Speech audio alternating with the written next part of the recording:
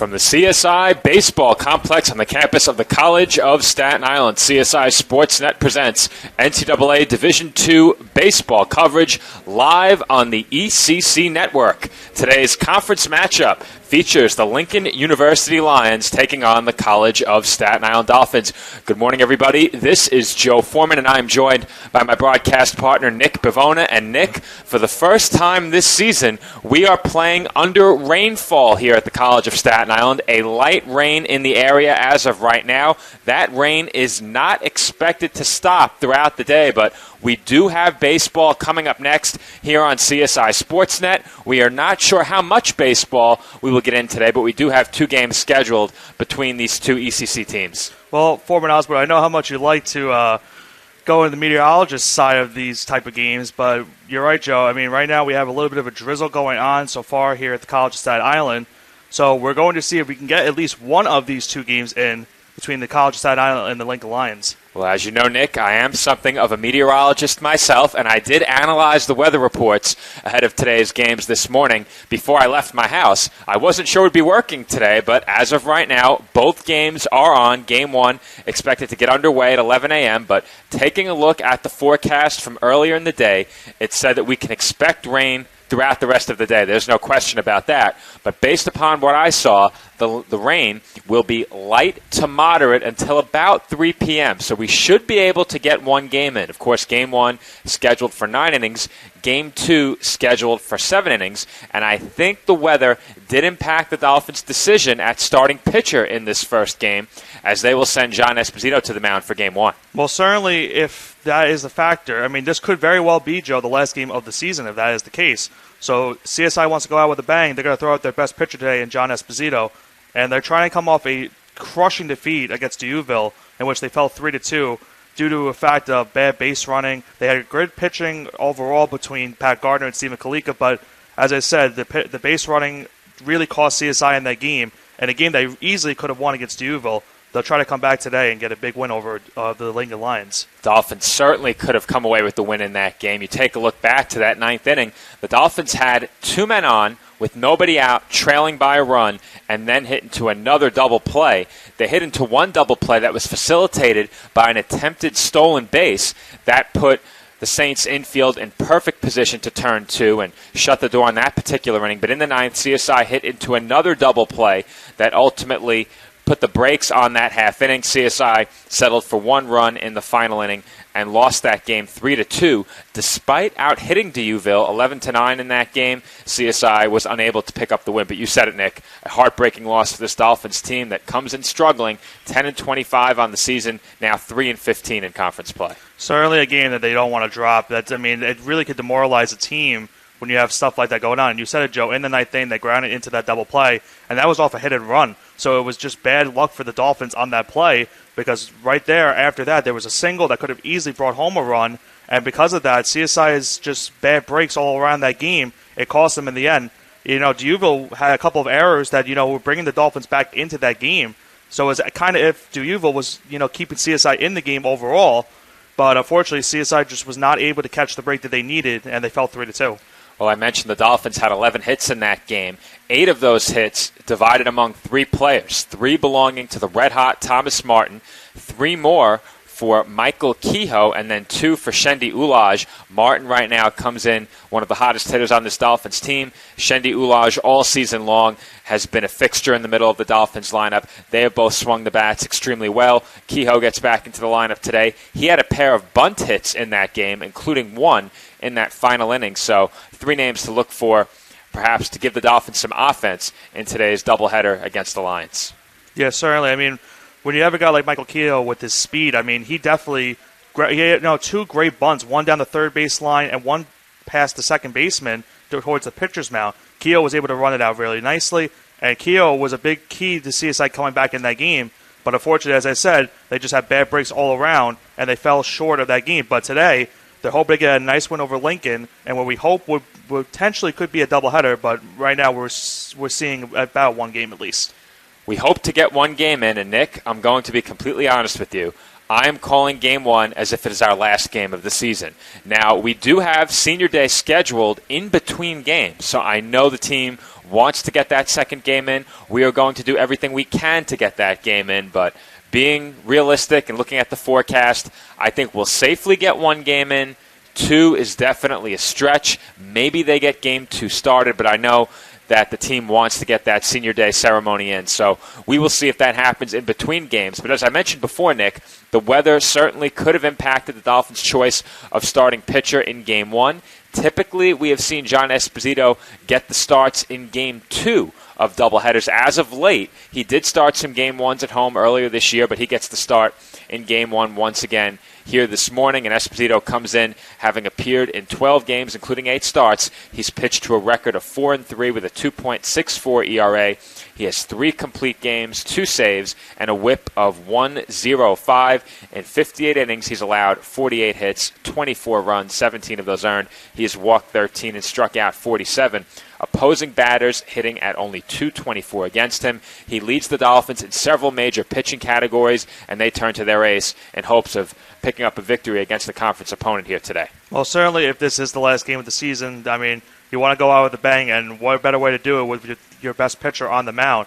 John Esposito has had a great season, and, you know, if he can get another win today, and what we hope will be a full Game 1, I mean, it would be huge for CSI to end the season off with a nice bang and go into next season looking forward with a nice confidence boost.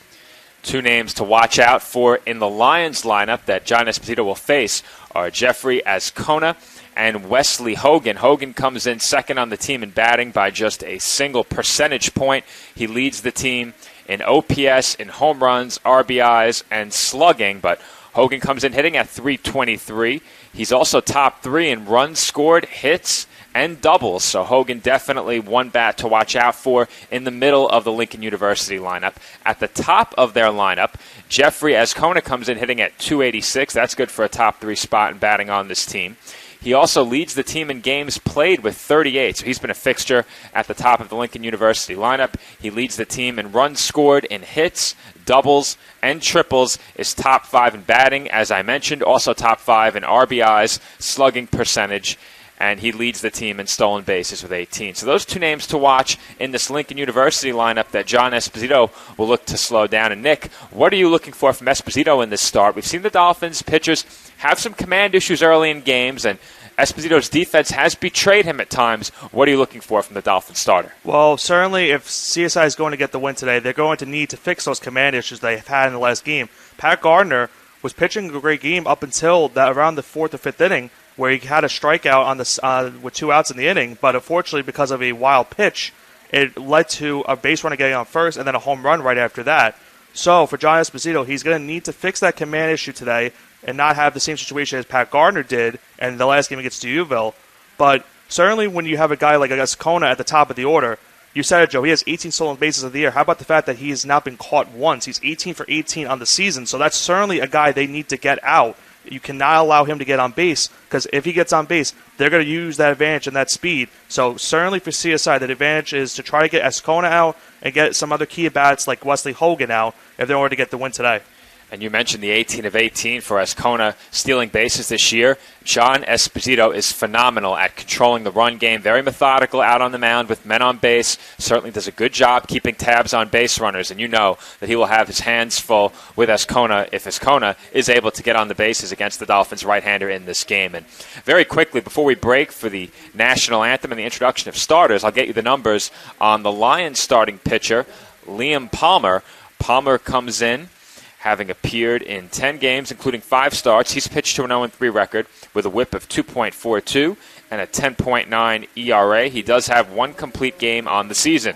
In 34 2/3, he's allowed 51 base hits, 54 runs, 42 of those earned. He has walked 33 and struck out 18. 153 opposing batters hitting at .333 against him. And Nick, very quickly, the Dolphins have struggled for offense in some of their games recently, only scored twice against the Saints. What do the Dolphin bats have to do to give Esposito a bit more run support? Well, they certainly cannot have those base running errors they had the last game, Joe. I mean, you have to take advantage of having runners in scoring position. CSI did not do that in that game against Duville. So in order for them to get a win today, they're going to need to take advantage of those mistakes that they had in their last game.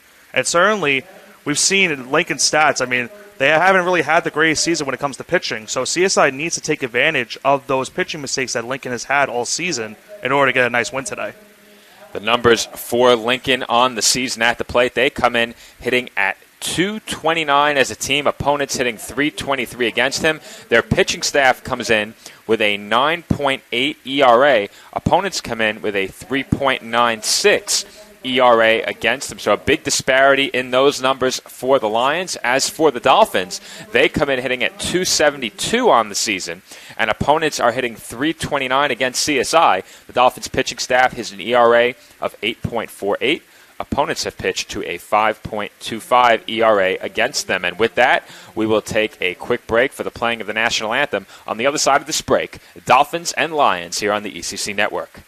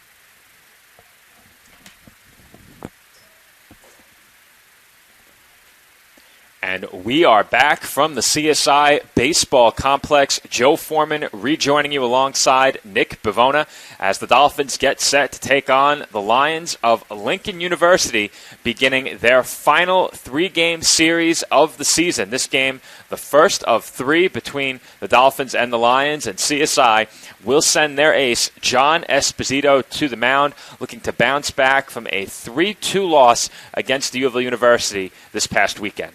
Yeah, certainly again, CSI wants to, get corrected after that last game. And with your ace on the mound, they have a great chance today to get a nice key win and what could be very well the last game of the season. So CSI will look to their ace to get a nice conference win to end the year with a nice bang. Well, I said it during the pregame, Nick. I will be calling this one as if it is the final game of the season, and Esposito takes the mound for the College of Staten Island, and I do have the starting lineup that he will face for the Lions. Leading things off will be the shortstop, number 2, Jeffrey Azcona. Batting second will be the second baseman, number 10, Damal Sands. Batting third is the right fielder, number 6, Alex Jones. In the cleanup spot is the third baseman, number 23, Wesley Hogan.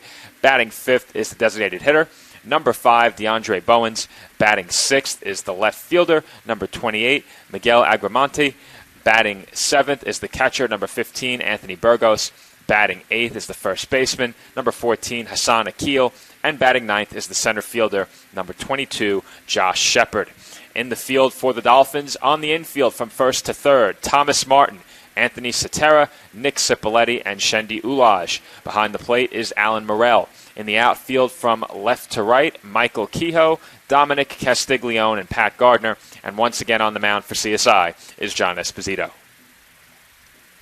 Going to be an interesting game to say the least, Joe. We'll have to see how CSI responds after that game against D'Youville. With the rain coming down, you got to question, how will the fielding play a factor with the rain today? Certainly could be sloppy conditions out there, so we'll have to see if that plays a factor into this game. The weather certainly could play a role, and we always talk about how the wind is a factor here at the College of Staten Island. Not much wind today, so I'm sure the outfielders will appreciate that. But one question always in wet weather is, how much rain can the grass take? And how slippery will the outfield be if it begins to get more rain-soaked? We've seen players go down in the outfield this year. Of course, we hope to not see that here today. I'm sure that the field was well maintained with the expectation of rain incoming. As the first pitch of the game is on its way from John Esposito, and that's line foul down the right field line, and we are underway from the CSI Baseball Complex. Esposito certainly will look to get some quick key outs early on in this game. Does not want to have a high pitch count going into these later innings, so he wants to get a nice start to this game. Jeffrey Ascona is at the plate. We highlighted him during the pregame. Definitely a threat once he gets on the bases. And a formidable hitter as well, comes in hitting at 286. And he takes the 1-1 pitch high for ball 2. But you said it, Nick. Outs early in this game will be key for Esposito. Dolphins pitchers really have struggled early in games over the last few. They certainly cannot afford to have a guy, especially a guy like this at Ascona, get on base with his speed, as there's a swing and miss for strike 2. But certainly CSI needs to avoid that happening today in order to get this win, because they certainly has hurt them in the last couple of games where they've had early bad starts from their pitching, and they've had to come back and try to cut the deficit. That's hit softly on the ground to the left side, and Cipoletti lost his footing and loses the play. And Nick, we said it. The rain could certainly have an impact on the play in the field, and on the first ground ball of the game, Cipoletti slips on the infield, and the Lions have an infield single. That certainly was already a key factor in this game. An early, you can't call that an error. I mean, it's a tough play either way. It's a base hit for Ascona. Now the problem is, with his 18 for 18 on the season in stolen bases, a very dangerous runner at first. So Esposito, you for sure will have to keep looking at first base to make sure he's not going. If there's one Dolphins pitcher who's especially tough to run on, it's Esposito. The only thing that could make it more difficult is if he was left-handed, but he is very good at controlling the running game. At the plate is Damal Sands. And very early in this at-bat, we have a pickoff. And I think you're going to see a lot of that in this at-bat. Ascona's going to keep moving, keep getting a nice lead at first base. So Esposito's got to be wary of where he is before throwing his next pitch. Batter Sands comes in hitting at 274 on the season. He's had 62 at-bats. He's third on the team in OPS at 837 and fourth in RBIs with 14. He also comes in second in slugging and on-base percentages. They will continue to check on Ascona over at first base. And with the rain forecasted to get worse throughout the day, this type of attention paid to the runner certainly won't help with that. Yeah, you said it, Joe. It would definitely not help. As of right now, it's just light drizzle, but we do expect the rain to get worsened here as we go later into this game. Like I said, Game 1 should be safe. Game 2, not so much.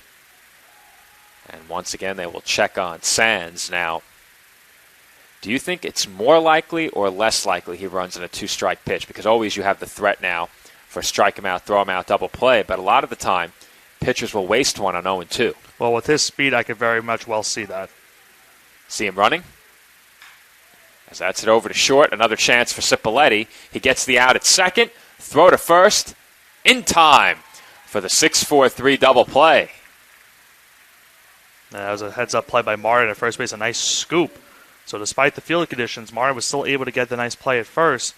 And, the question of should he have stolen or not on that 0-2 pitch, I mean, you certainly would have gotten in safe at second if he had gotten a head start. But for CSI, it was a big break for them. They get a nice double play, and now there's 2 outs in the first inning. That will bring Alex Jones to the plate. Jones comes in top 5 on the team in batting at 275 as he swings and misses for strike 1. He's also second in hits, second in runs scored, third in RBIs. His 14 walks drawn, also good for second on the team as he pops one up on the infield. Cipoletti waits for it, and he makes the catch to retire the side. An infield hit in the inning for the Lions. Nothing more as that base runner is erased on the 6-4-3 double play. No score headed to the bottom half of inning number 1.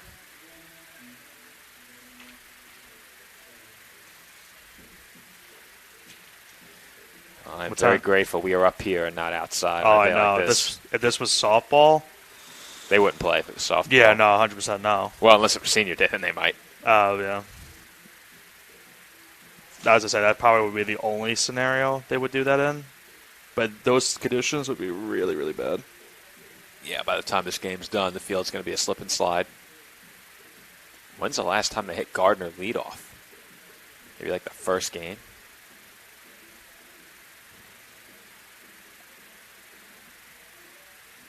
What we should do, we should plug in a third mic and put it out the window, but then they'll probably hear us. Yeah. If we put it all the way in the corner, just very low, they probably wouldn't hear us, but they'll get some ambient noise. Yeah. You can bring it back.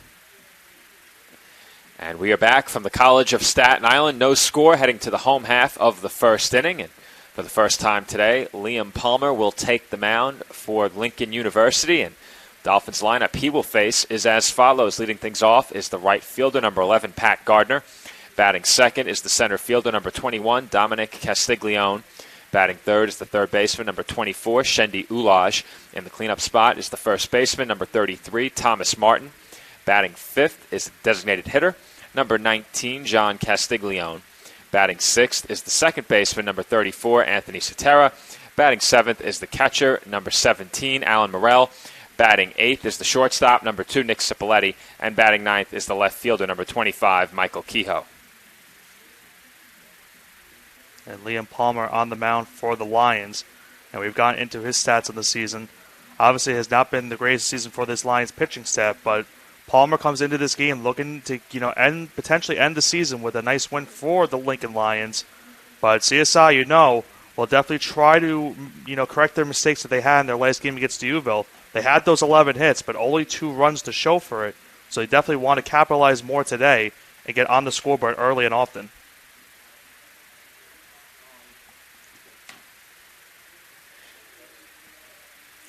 And Pat Gardner will make his way to the plate to lead things off in the bottom half of the first inning.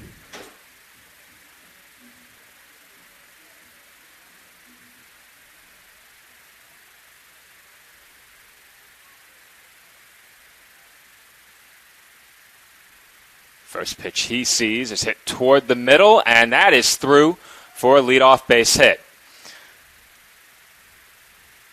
Well, nothing you like to see more than first pitch swinging. Pat Gardner gets the nice pitch he hits off of. And CSI gets an early base runner. And now, let's see how CSI will do today on the base path after their last game. Definitely want to fix those mistakes. And Castiglione will try to move the runner Gardner from first potentially to second or third. Well, Nick, I think you caught it. I saw you messing with the soundboard. We were not muted during that commercial break, and it is a good thing that we're not at softball because we would be exposed to the elements at softball. Nice and dry up here in the press box as Dominic Castiglione gets ahead 1-0, but we'll work on that during the break and hopefully get it figured out. Every once in a while, the vocal cords need a rest. They certainly do, Joe.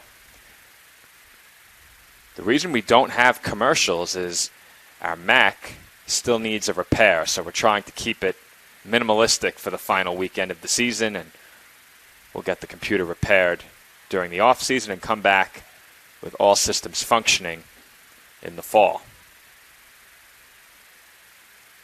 1 ball and 1 strike to count on the Dolphins center fielder as they'll check on Gardner over at first. Gardner does have 2 stolen bases on the year, just out of 2 attempts. But Palmer does not want to chance it.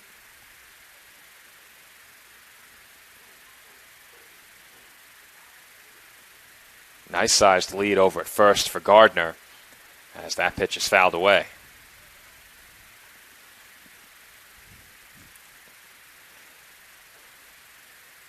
We have a guest in the booth that I know wants to be introduced. He's looking for a headset. I can see it.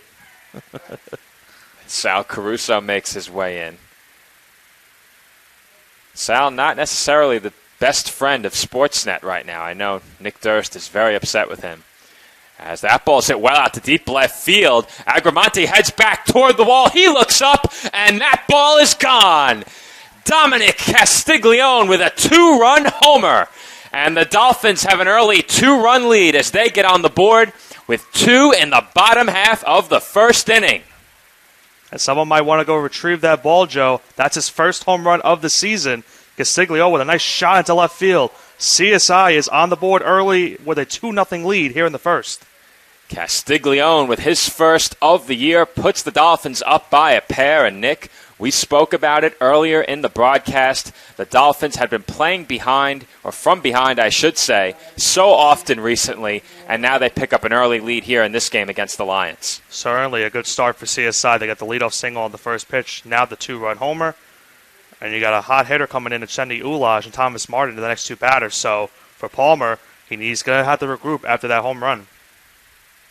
If you told this Dolphins team they would have 2 up on the scoreboard before Ulaj or Martin get their first at bat, you know they'd be excited about that.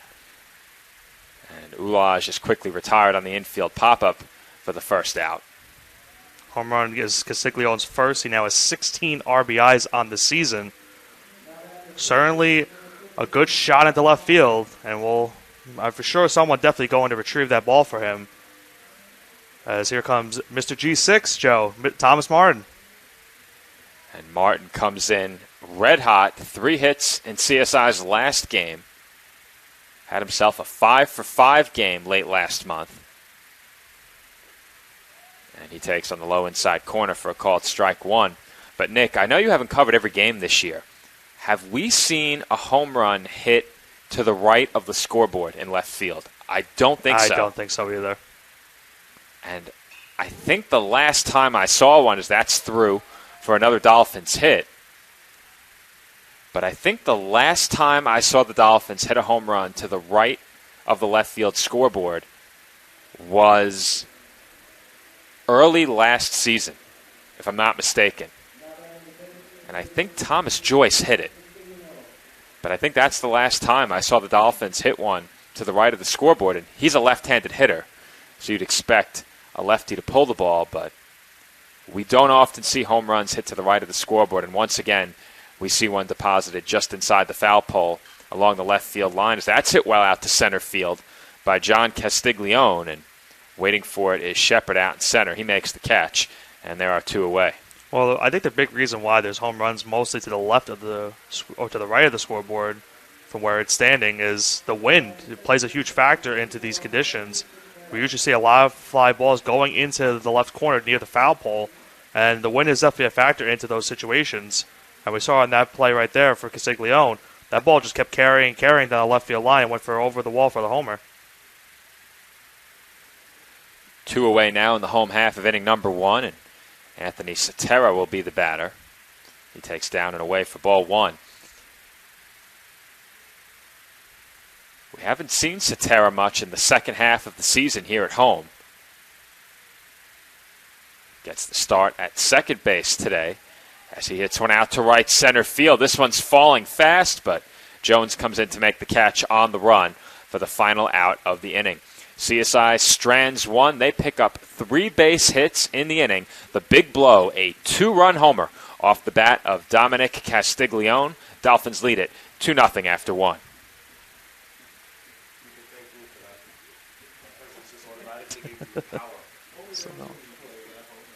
Now, are we muted? We are not. So no. We are technically in a commercial break right now, but our microphone's mute function does not appear to be working. So let's see if we can get that figured out. I'll try and walk the viewers through it during the break, but they don't often get a look at the technical side of Sportsnet. Let's see if we just start pressing some buttons here. Sometimes pressing buttons just works, Sal. Very interesting, as this does not seem to be working. So we'll have to be on our best behavior during the commercial breaks, as we have no way of muting our microphones right now. How this happens from broadcast to broadcast, I'm not sure, because we don't press any buttons when we put the equipment away. So unless someone's opening up the Sportsnet crate and messing with our equipment in between games, an internal saboteur perhaps, I can't explain this. Sal, with sneeze, you might want to turn away from the microphone when you sneeze, Sal. especially in the times we live in right now. You're a bit close. Well, we'll keep it right here as it looks like we are going commercial-free for the rest of the day. Perhaps we can give ourselves a break by leaving the room during breaks, as now we have technicians coming into the room trying to help us out.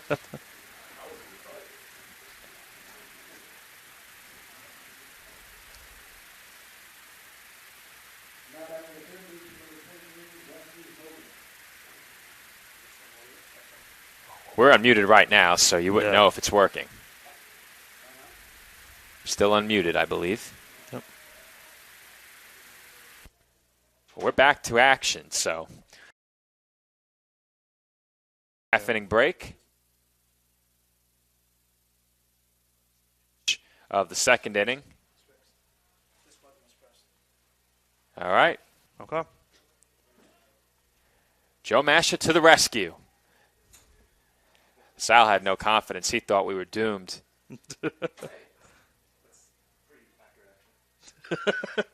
I can't say I haven't felt that way at one point or another this year. At the plate is Wesley Hogan. He gets his first look at John Esposito, and he takes up high for ball 2.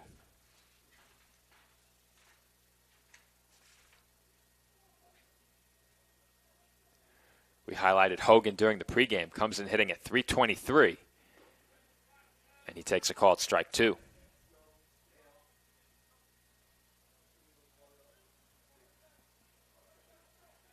Now, Nick, is our score bot working?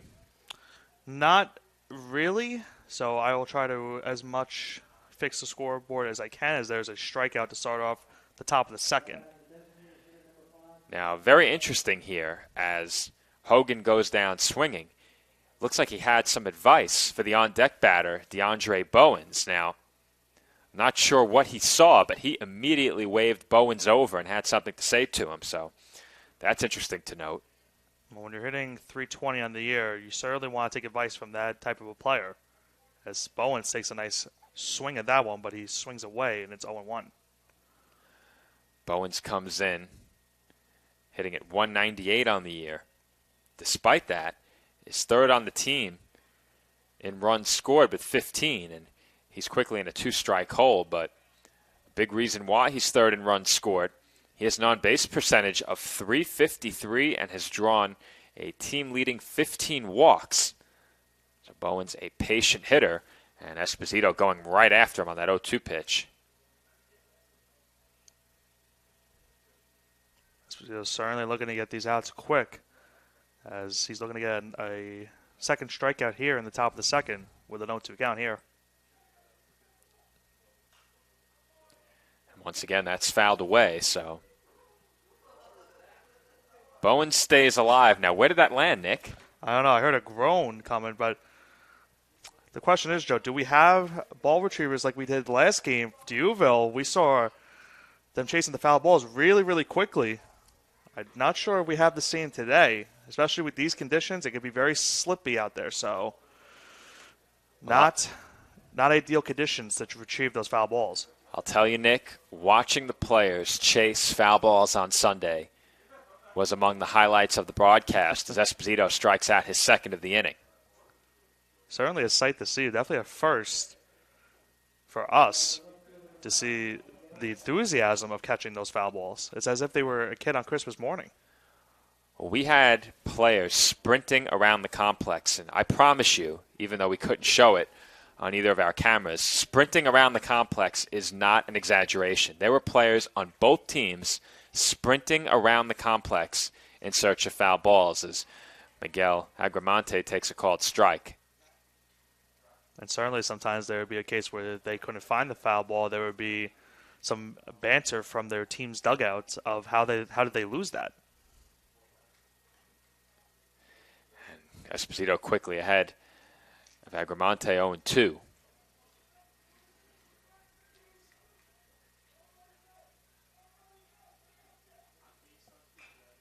That's chopped on the infield, and Esposito grabs it on the run, tosses to Martin, and the side is retired.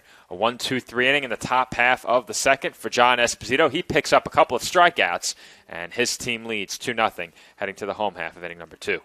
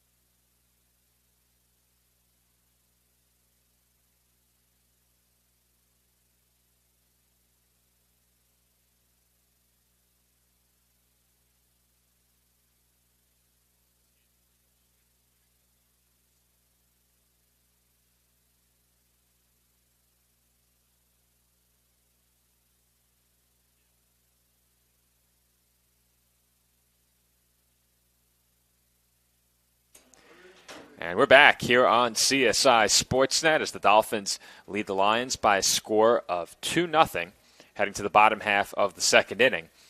It will be the bottom third of the Dolphins' order due up, 7, 8, 9. Morel, Cipoletti, Kehoe. They will face Liam Palmer. And Palmer comes inside on Morel, and somehow the Dolphins' catcher got out of the way. Well, you got to believe Palmer is not happy about how that first inning went for him. He gave up the early 2-run homer to Castiglione, so he's going to try to, have a better second inning here. As again, he goes up and in on Morel, and now it's 2-0.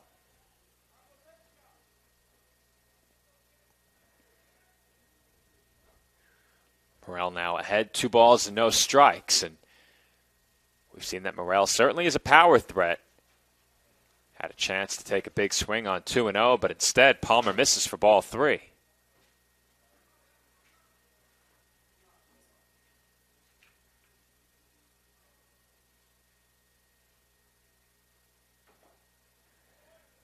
And that catches the zone for a called strike.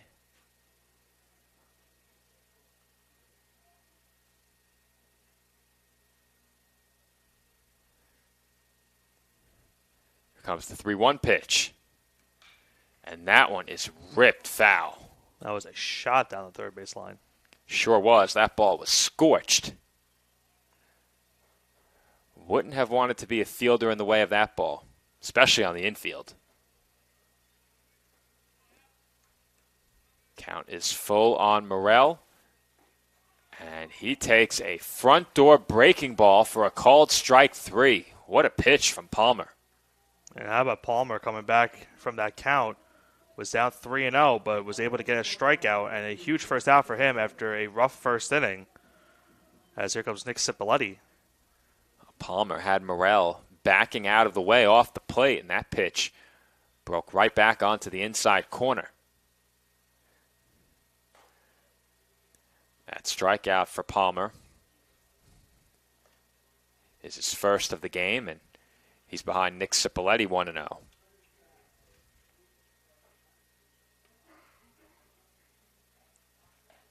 And that breaking ball sails up high for ball 2. Well, it certainly could be a key to the game for CSI to force Palmer to throw a lot of pitches in this game. As for the second straight batter, we have a 2-0 count. Let's see how Palmer does here with this 2-0 pitch. And that's hit well out to left field. Agramonte moving back toward the fence. He looks up, and that ball is gone. Nick Cipoletti with a solo home run. And he puts the Dolphins ahead by 3. Our score now 3-0 Staten Island. Joe, we're going to steal a line from Nick Durst. Sip, sip. Hooray! Nick Cipoletti with a shot to left field. That's his second home run of the season. And that's a key part in this game. CSI has forced Palmer to throw some pitches early on. And another, bad mistake by Palmer right there. And a shot to left field. And, for the left fielder Agramonte, he knew it was gone right off the bat. He didn't even make an attempt at the ball. CSI with an early 3-0 lead here in the second. Well, he gave it a courtesy look. He took a few strides back, but you said it, Nick. Off the bat, you threw up the signal. 1 to the sky, bit of a spin with the wrist. Home run. And for Cipoletti, that is his second of the season, his 22nd RBI, his 26th hit. That hit total good for a top 5 spot on this Dolphins ball club. That second home run moves him into a tie for second. Alongside Pat Gardner, Shendi Ulaj still leads the team with 3. But we spoke about it after that last strikeout for Palmer. A good breaking ball that he threw to Morel, set down Morel looking, but when you like your breaking ball that much, you can be prone to hanging one every once in a while, and he made a mistake there against Cipoletti. Morel definitely could have told Cipoletti about that and say, look for that breaking ball because it could hang, if anything. And Cipoletti definitely got a great look at it and had a nice home run. And Michael Kehoe bounces one toward the middle, and recovering to make the play was Palmer for the second out of the inning. And you said, Joe, nice recovery by Palmer as a hit off his glove originally, but was able to still maintain his balance, get the throw to first base, and they just got Kehoe out as he lost the helmet while he was running down the first base line. Taking a look at the numbers for Palmer on the season, he comes in having allowed 3 home runs in 34 2/3. He's now allowed 5 after surrendering a home run in each of the first 2 innings. And that's hit slowly on the ground to first. Akil has it, and he steps on the bag for the third out. So the Dolphins tack on one more. It comes on a solo home run by Nick Cipoletti. His second of the season puts the Dolphins ahead 3-0 after 2.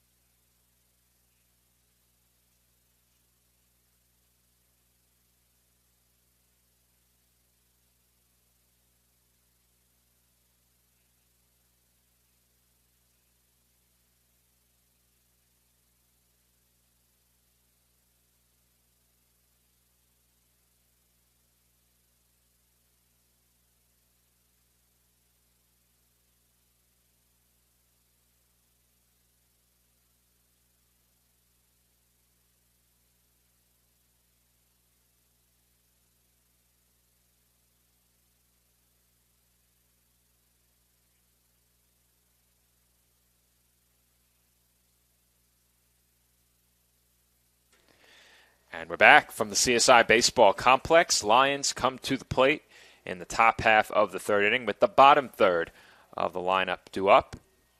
Burgos, Akil, Shepard. First pitch of the third inning from John Esposito. He swung on and missed, and a big swing there by Burgos. CSI now with a 3-0 lead after the Cipoletti home run. And it's certainly a big boost for Esposito. He's got a 3-run cushion already here in the top of the third inning. CSI's bats definitely have come to play today. After a rough game on Sunday against Uville, they have had a great start to this game here in only the top of the third inning.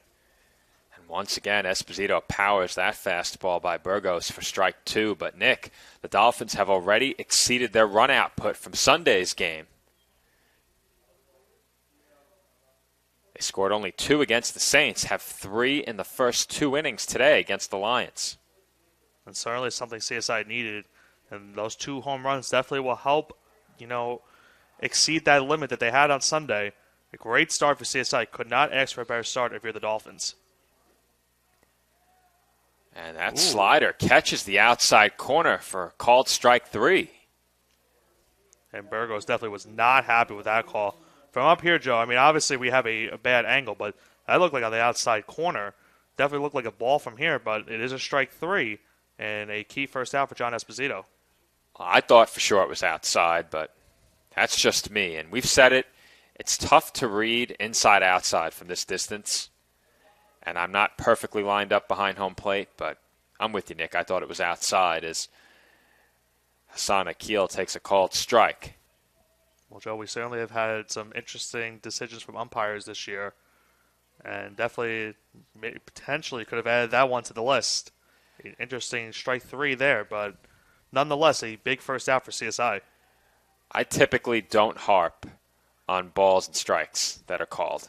I let those go fairly easily, but situations outside of that this year have been a bit more commonplace than you'd like, and it's made for some very humorous moments, but at other times very frustrating moments for coaches. Of course, most notably, the infield fly that should not have been, as Akil looks at that pitch for strike 3, and Esposito has now struck out 4 of the last 5 he's faced.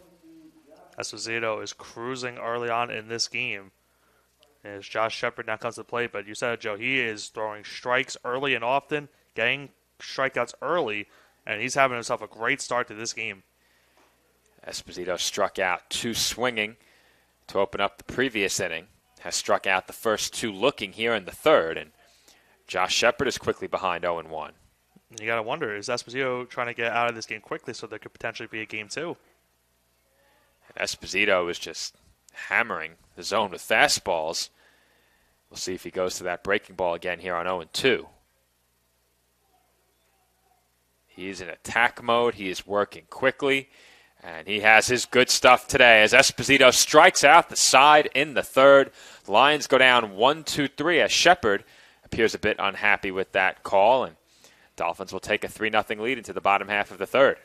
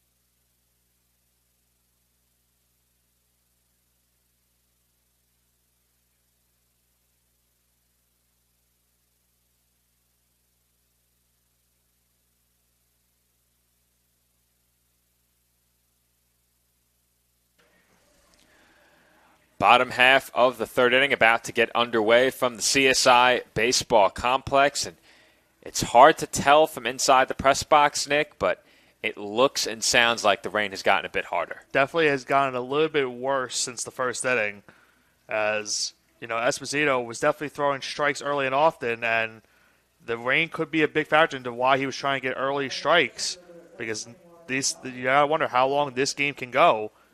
They definitely would sort of like to get at least this first game in, but as we said, Joe, the rain is starting to get a little bit worse as we go on to this game here in the bottom of the third inning.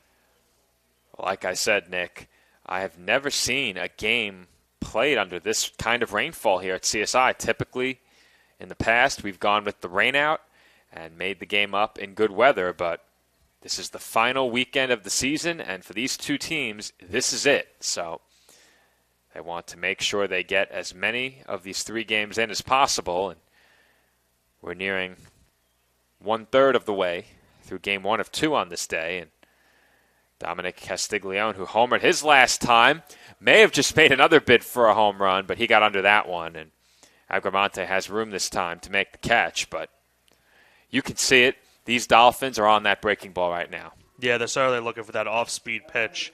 And, Palmer's got it in a situation where he's gotten in, behind the count, so he's had to somewhat throw that off-speed pitch to try to force these Dolphins to chase, but that off-speed pitch has hung a lot, and Castiglione almost got his second home run of the not only the game, but of the season right there. Just was under it, and a loud but big first out for the Lions. That ball's chopped foul by Shendi Ulaj, who comes to the plate 0 for 1. Flew out his first time up.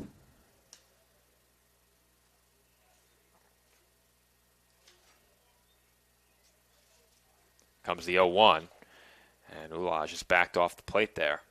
I'm certainly seeing a couple of those pitches from Palmer trying to back the hitter away from the batter's box and from the plate. Another up and in fastball as we have a 1-1 count now coming from Liam Palmer. And that's chopped over to short. Bounce handled nicely by Azcona. Good scoop at first as well by Akil as Ulaj is retired for the second out. And you said, Joe, nice scoop at first base by Akil. Wasn't the strongest throw from Azcona, but Akil made the nice scoop at first base. And 2 big outs for Palmer here in the third inning after a rough start to this game, as Thomas Martin will try to keep the inning going for CSI. I was taking a look down the schedule for the Lions, and they've had quite a few games where they have not scored 3 runs or more. They'll need at least 4 to win this game, and even more games where they haven't scored 4 or more. And Martin hits one a mile high to left center field. Shepard calls off Agramonte, and he makes the catch for the final out of the inning. Dolphins go down 1-2-3 in the third. Our score remains 3-0 Staten Island.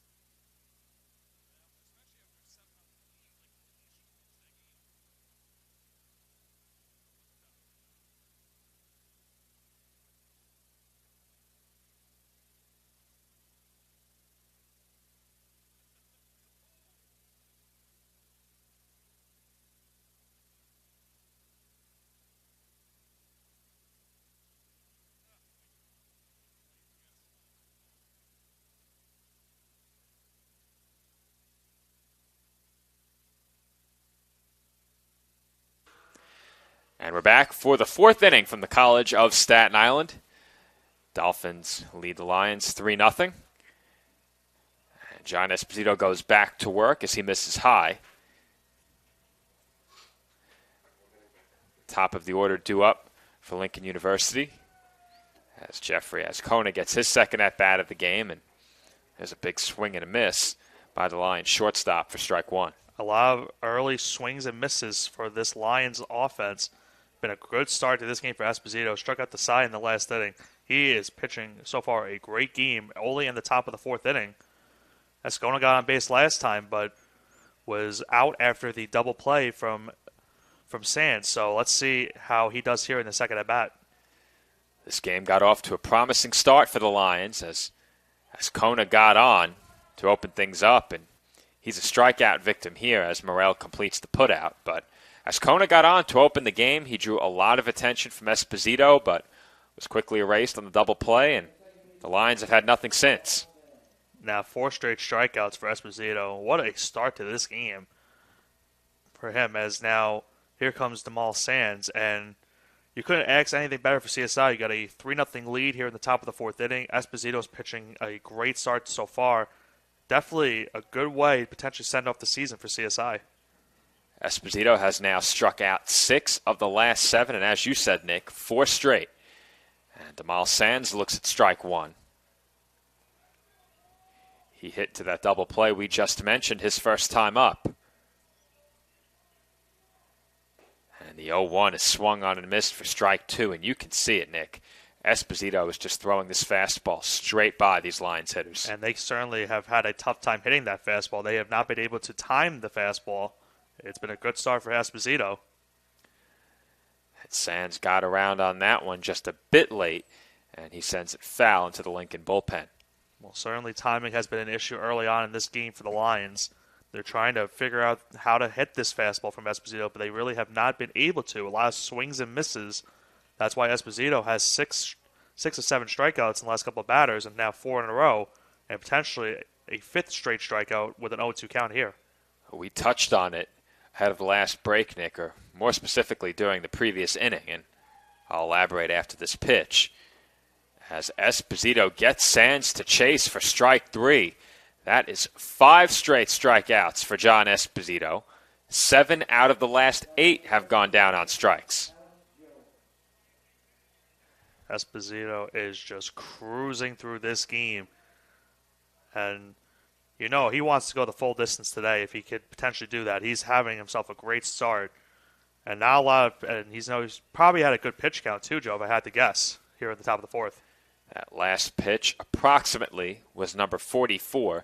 36 of the 44 for strikes, but to my point from before, we touched on it during the last inning, the home plate umpire, certainly a pitcher's umpire. So that's not helping the Lions right now as they try and time up that Esposito fastball. Lions certainly have not been happy with the strike zone of this umpire today, and we saw some questionable calls in the last inning that the Lions were not happy with, as Esposito has another 0-2 count, looking for his 6th straight strikeout here in the top of the fourth inning. Another 0-2 count.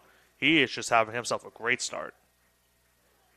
Here comes the 0-2, and that is in for a called strike 3. 6 straight punch-outs for John Esposito. He has now struck out 8 of the last 9, and the Dolphins take a 3-0 lead into the bottom half of the fourth inning.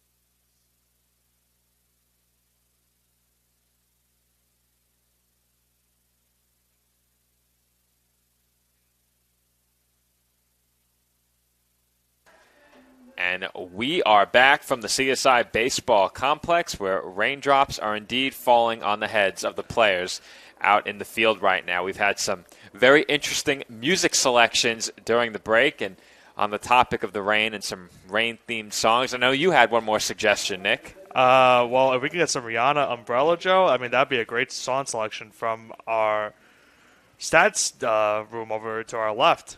So we'll see if they play that in the next half inning. Stats and public address share a room to our left. Nick and I in the middle of the press box calling the action from behind home plate as John Castiglione looks at a called strike. Gonna have to think of some more songs about rain, Joe. We had Already Raining Men, Raindrops Falling on the Head. We'll see if I can figure out some more throughout this next couple innings. Well, I have one that probably won't be as familiar to our audience, but there's a song, Rain, by the band Creed. Back in the day, this had to be now probably 13 years ago, maybe a little bit less, but I used it as a song in one of my Six Flags Great Adventure videos. I used to be a videographer, you could say. You could say you're something of a I'm videographer. Something of a videographer myself. I was. Back in the day, I was. You could always find me at Six Flags with the digital camera. Add it to the itinerary, folks. Many areas of expertise for me, but our videographer and content creator, Marquise Pickering, right now is atop the dugout, snapping photos and taking some video of the action. And he's certainly going all in and out to get these videos. We saw a nice video of the home run from Nick Cipoletti in the second inning. He had a great shot of it. And I wish we could, show it to our viewers at home. I mean, it was a really, really good shot from Marquise. He's doing a great job out there. Braving the elements, keeping the camera dry, and John Castiglione is hit by that last pitch, so he's on to lead off the home fourth. Now, I suggested to Marquise, and just a suggestion, but I said to him, that's a great video. You know what would make it better? If you overlay the home run call. That would be really good. Yeah, the sip hooray too with it. That'd be perfect. I know, that was a great call. Of course, that phrase coined by our friend Nick Durst, who it appears has called his last game of the season, as this is the final weekend, and you and I are on the schedule for all three games. As that's hit out in the air, shallow center, and attempting the basket catch was Ascona. He could not get there. How deep was Shepard playing on that ball? It looked like he was very deep. I'm not sure if he should have made the play, the shortstop. I thought the center fielder, Shepard, could have made the play, but Ascona wanted it, and that was a heads-up play by Castiglione. As you saw, he was waiting just around halfway towards second base to see if that was going to be caught or not. It drops in for what it looks like will be a single, and 2 runners on for the Dolphins here in the bottom of the fourth inning. That sure will be a single for Anthony Cetera. That's the 5th Dolphins hit, and that's the second or third time that Palmer appears to have lost control on a pitch that has sailed up and in. Now, that was clearly a breaking ball. I'm not saying there's any intent. What I am saying is that you can see it if you look at the batter's eye, Nick. The rain is getting harder. How much of an impact is that having on Palmer's control? Well, we've certainly seen Palmer's off-speed pitch hang a lot. That's why CSI was able to get a couple of their home runs because of that off-speed pitch. So it has not been the greatest pitch for Palmer today, and he's going to need to fight the elements in order to get through this game. This game moving right along in the bottom half of the fourth as Morel swings and misses at that pitch for strike 2.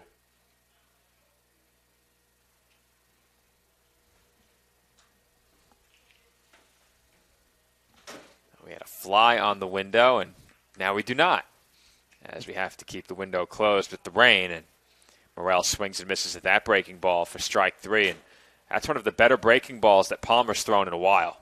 Definitely a big strikeout for Palmer right there, as now he gets Morel for the second time today. But here comes Nick Cipoletti after the home run he had in his first at-bat, looking to bring home at least 1 run for the Dolphins. Well, Nick, I think we have to get that window open in between innings because the insects are not cooperating right now. They're getting into our camera shot. Both runners going as Cipoletti sends one well foul, but that was a home run cut right there by the Dolphin shortstop. Well, Cipolletti definitely is, trying to straighten that one out. He wants a second home run of the game, but you said it, Joe. He gave that one a shot, and definitely, if he straightens out, he definitely could have another home run to his plate today. I like the hit and run call there, as Palmer was having issues controlling the breaking ball. And he's come in with a few fastballs. A Cipolletti hits one to straightaway left, and Agramonte nearly lost the play as he settles underneath it to make the catch. But Cipolletti makes another home run bid, and he's retired for the second out. Yeah, certainly another home run bid, and kind of like Castiglione's home run bid his second time around. He was just a little bit under it. So 2 outs now, and here comes Michael Kehoe. Kehoe is 0 for 1, grounded out to the mound his last time up, but Castiglione's second ball in the air had a bit more underneath it. That one was a line drive. That was smoked by Cipolletti, and he just missed it. 2 on and 2 outs for the Dolphins. Runners going once again. Throw goes to third, and Castiglione is safe. Now, it looked like Cetera at first appeared to be waiting for a throw to take off, but he's into second. A good slide at third base. It was a strong throw from the catcher Burgos, but now the Dolphins have 2 runners in scoring position, trying to get a run here with 2 outs in the fourth. And they certainly had a chance to throw out Castiglione at third.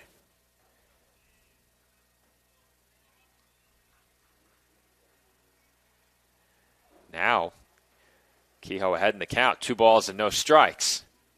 Now they do have the open base, if anything, but Palmer would definitely like to get out of this inning. But he has now a 3-0 count.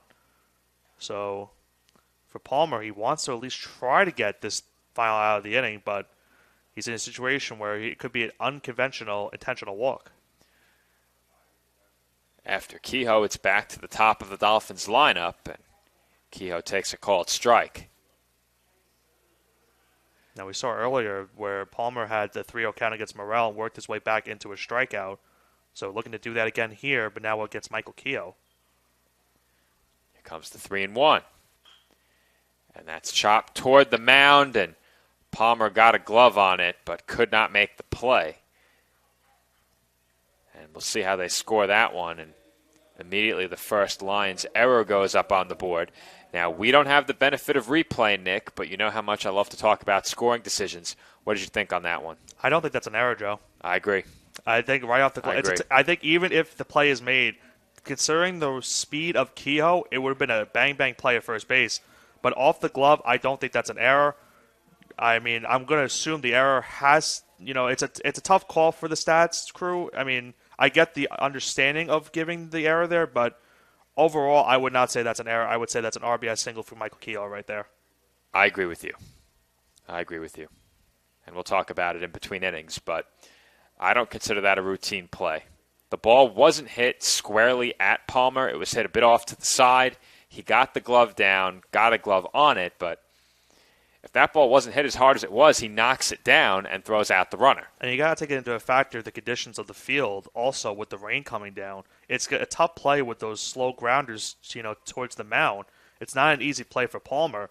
The fact that he was able to even get a glove on that play, as a ground ball to short, throw into second will end the inning. But for him to even get a glove on that play was tough for him, and there was just going to be no play from short from Vizcona on the play. So realistically, that should be ruled a base hit RBI single for Kehoe, but we'll see how we score that as we go to this next commercial break. I will have a word with our statisticians, and when we come back, we'll talk about it, as now there are 6 hits on the scoreboard for the Dolphins. I think they heard us, Joe. They have changed it. So we'll still talk about it nonetheless, and I'll share the details of that conversation after this break.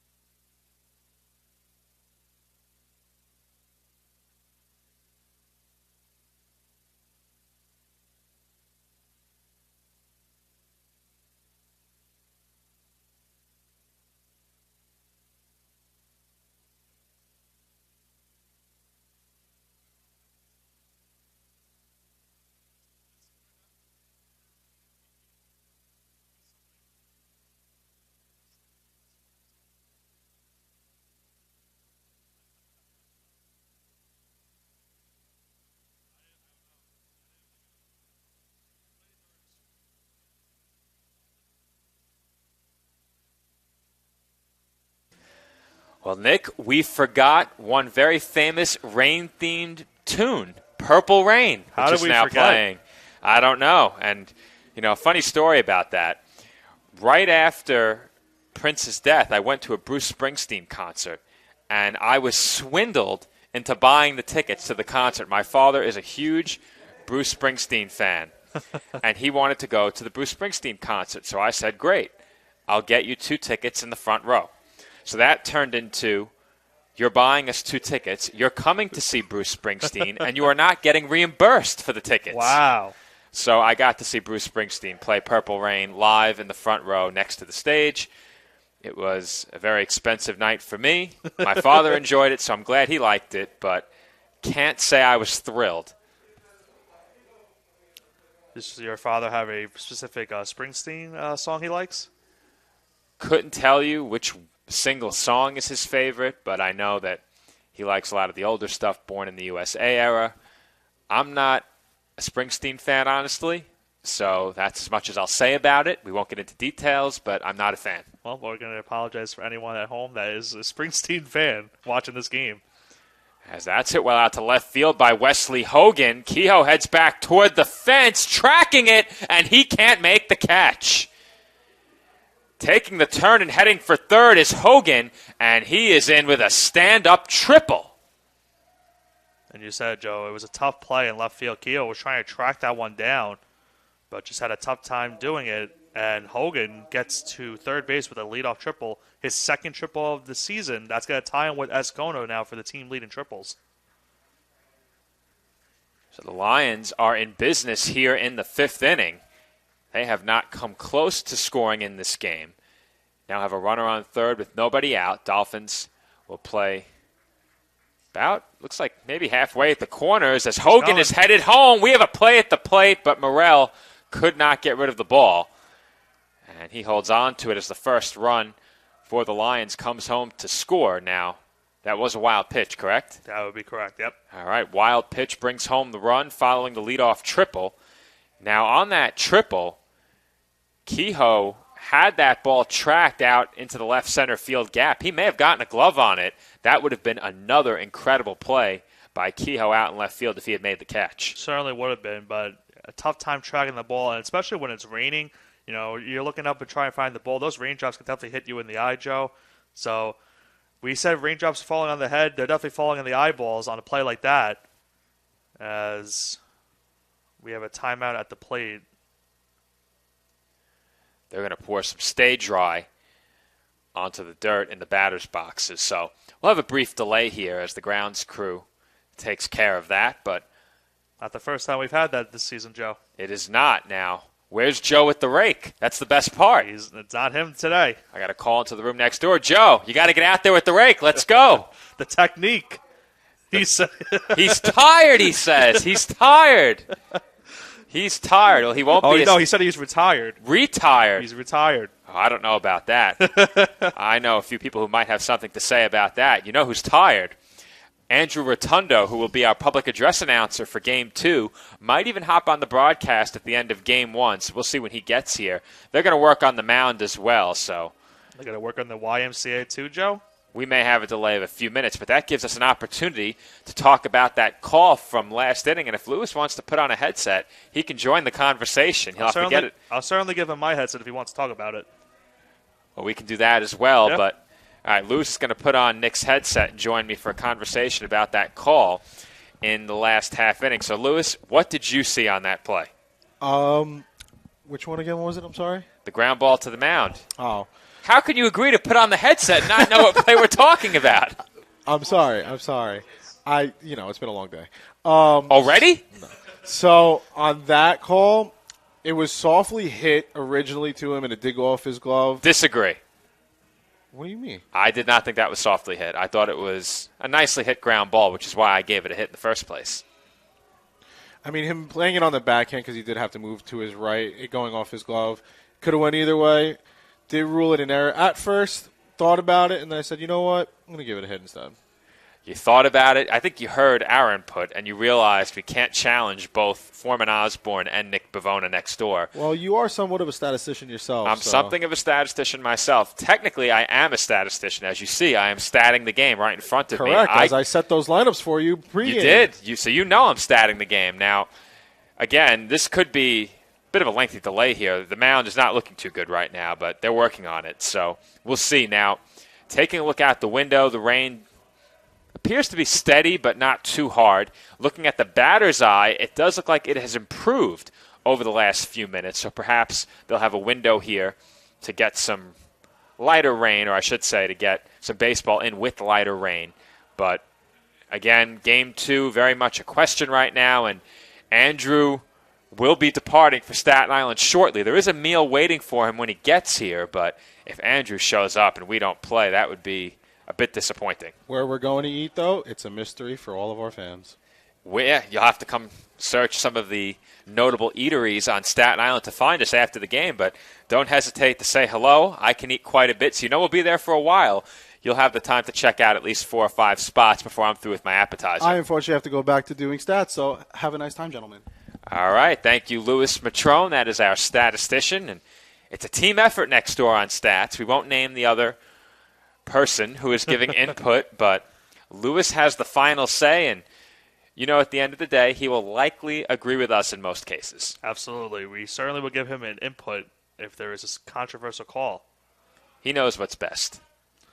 It'll be a very long meal for him if he doesn't agree with us. Certainly an interesting conversation at the dinner table. What's this? Lewis's meal accounted for 75% of the bill? How did that happen? Lewis has to pay for all the tips? Oh, what happened there? Wait a minute.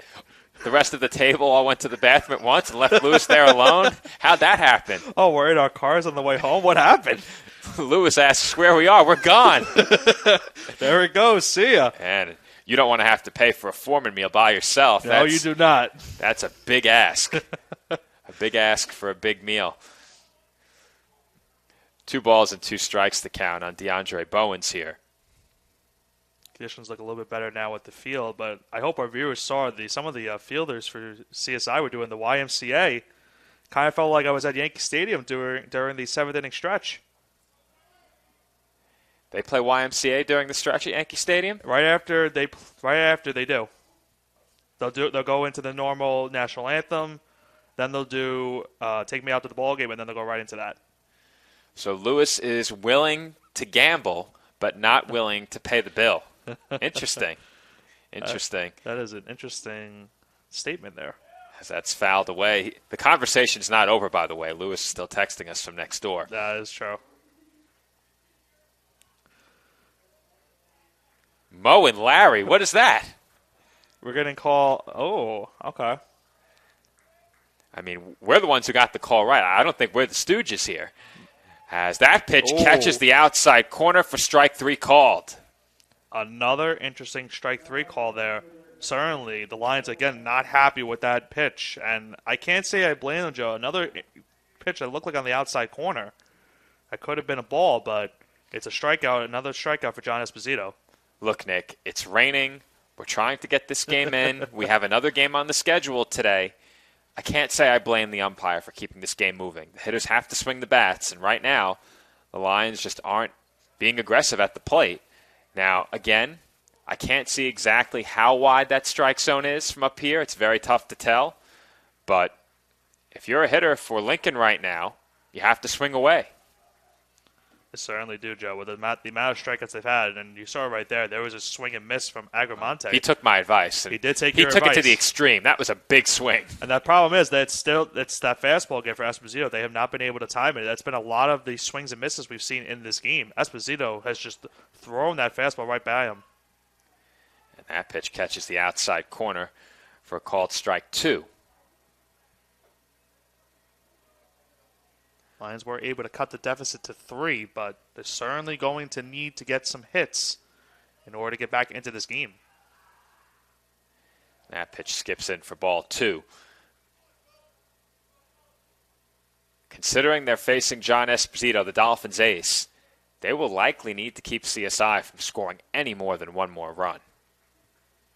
That would be the biggest case for them. They're going to need Liam Palmer to keep them in this game. And Esposito has another strikeout as Agramonte goes down looking. Now, Joe, the question is, what is Esposito's season high in strikeouts in one game this season? That's a great question. I think you're better equipped to answer that than I am. But in this game, he has 10. I would have to say that's got to be, if not, that would have to be a season high.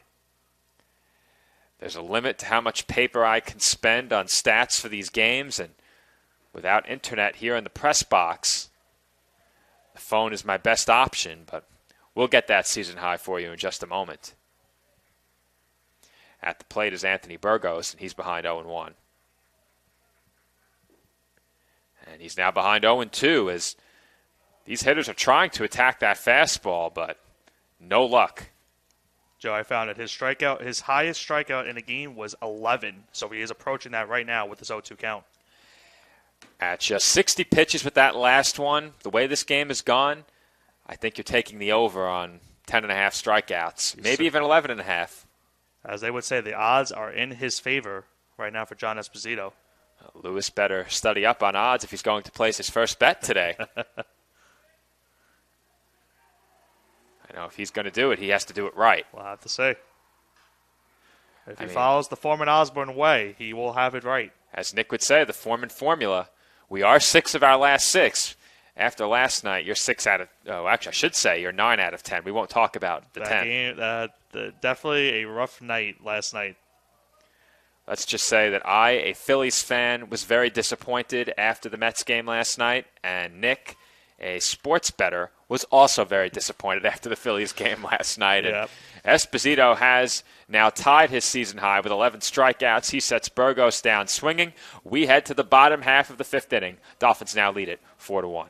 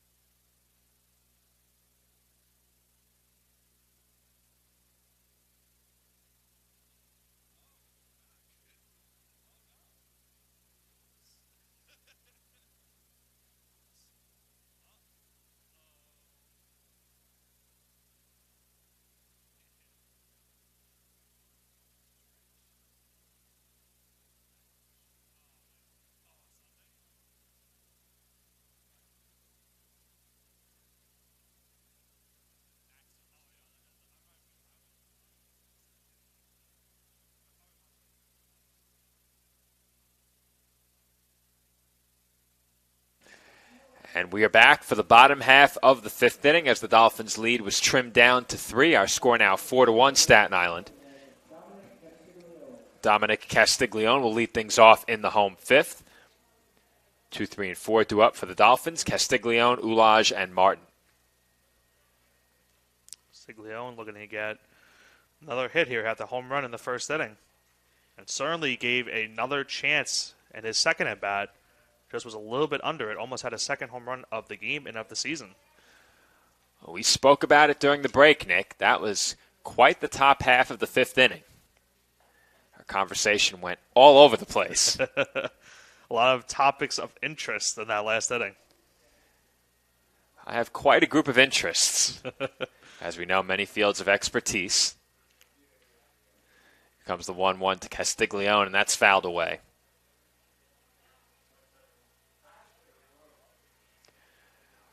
Since I am something of a meteorologist, we'll have another weather report incoming.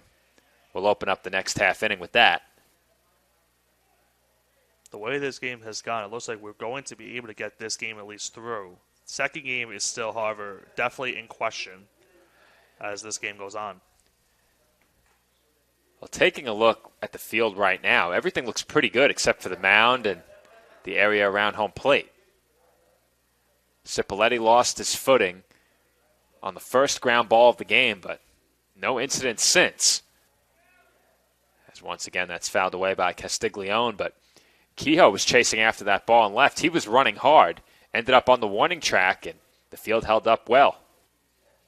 Yeah, we thought this would be an interesting game when it came to the fielding, and we thought after that first at-bat from Ascona, where you said Joe Cipolletti fell, the field would play a bigger condition, as there's a ground ball to short, throw from Ascona in time. Nice throw from him, a good play by Aquila first, but the field has not been that big of a factor as we thought it was going to be. Now, the question will it be a big factor as this game goes on? Who knows? But certainly, so far, it hasn't played that big of a factor as we thought it would when we came into this game. And that was a really nice pick on that ball by Ascona at shortstop on the backhand, but the way the ball is bouncing on this infield may have helped him on that play. That hop wasn't too sharp, and it allowed him to make the play as there's a chance at second for Sands, and he makes a nice play as he throws out Ulaj for the second out. Some certainly flashing of the leather in this inning from the Lions middle infield. A strong start for their defense as they get two big outs. And, if you're Liam Palmer, that's definitely got to help your morale as, you try to get through this game. It's been a rough outing for you, but when you have your fielders playing like that, it definitely helps. So two key outs for the Lions as Thomas Martin will try to keep the inning going for CSI. Martin comes to the plate, 1 of 2. And he takes a called strike. No action in either bullpen. This pitch will be number 64 for Liam Palmer. And that's chopped toward third, but foul. Through the first 5, John Esposito has thrown only 62 pitches, so there is certainly a chance that he could go the distance in this game. Now, it's a bit early to start thinking complete game, but the difficulty the Dolphins have had recording outs in the late innings, I would think it's on the mind of the CSI coaching staff. And with him already tying his season high in strikeouts as a fly ball to around shallow left field, plays made by the shortstop Ascona to end the inning. But with Esposito, the way Esposito has pitched in this game with already 11 strikeouts, tying his season high, he's got as many as 8 innings on the season. So there's a great chance he could go the full distance today. The Dolphins ace will head back to the mound after this break, and we will have a weather report from meteorologist Foreman Osborne coming up in just a couple of minutes.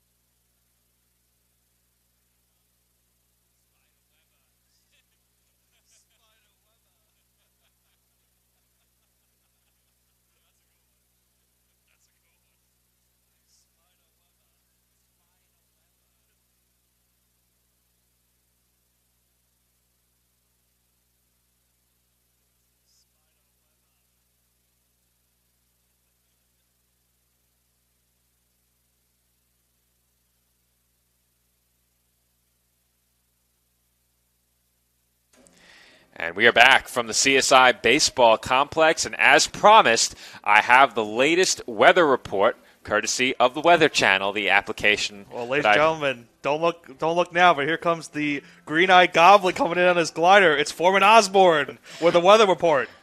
And, of course, this is a nod back to softball earlier in the season where we nearly had the weather carry our tent away.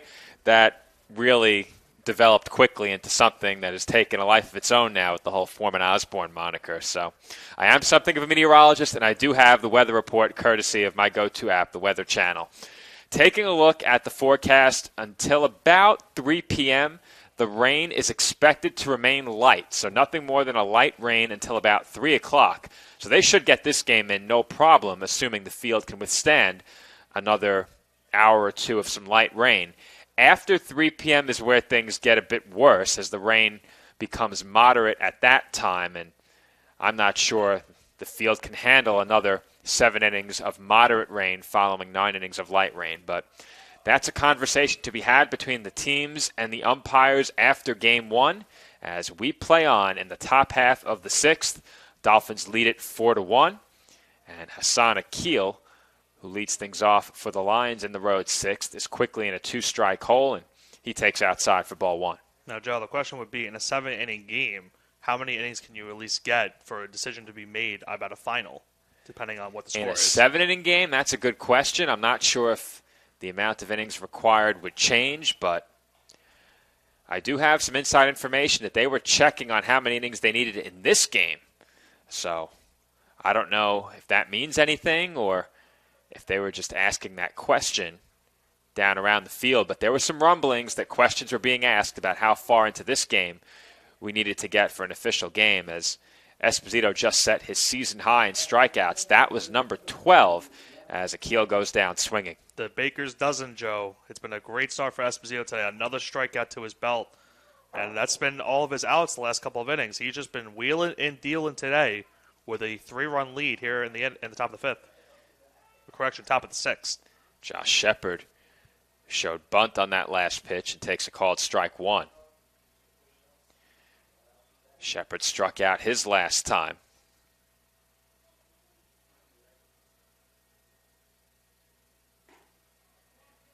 And taking a look down the lineup for the Lions, every batter in the lineup has struck out at least once in this game.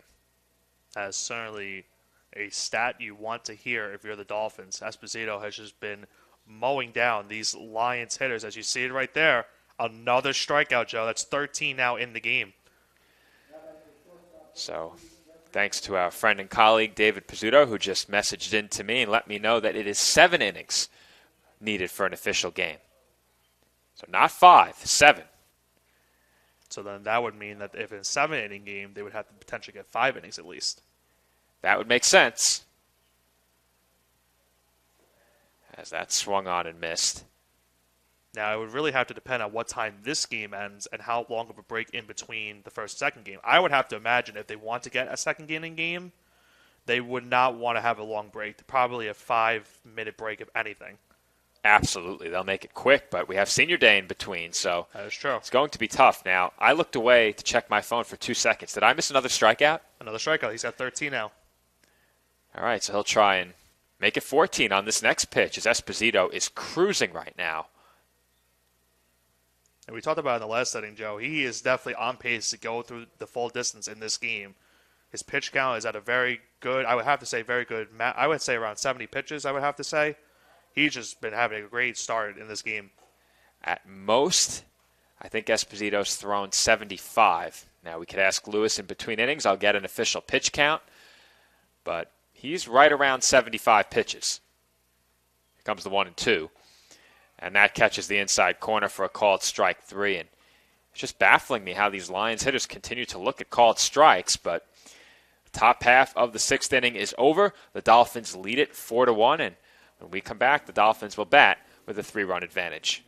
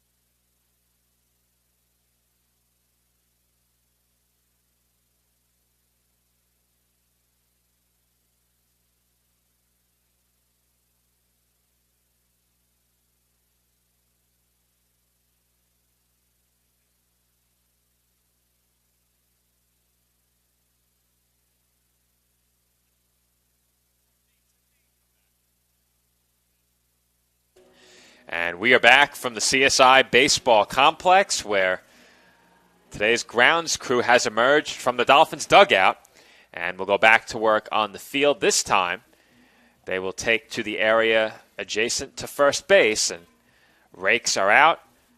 Stay Dry is out. A notable absence once again, Joe Masha, as he is a beacon of technique with that rake. You could say it, Joe. Definitely technique is key word on that. But as Joe Masha said, he's retired, so we're no longer doing grounds crew.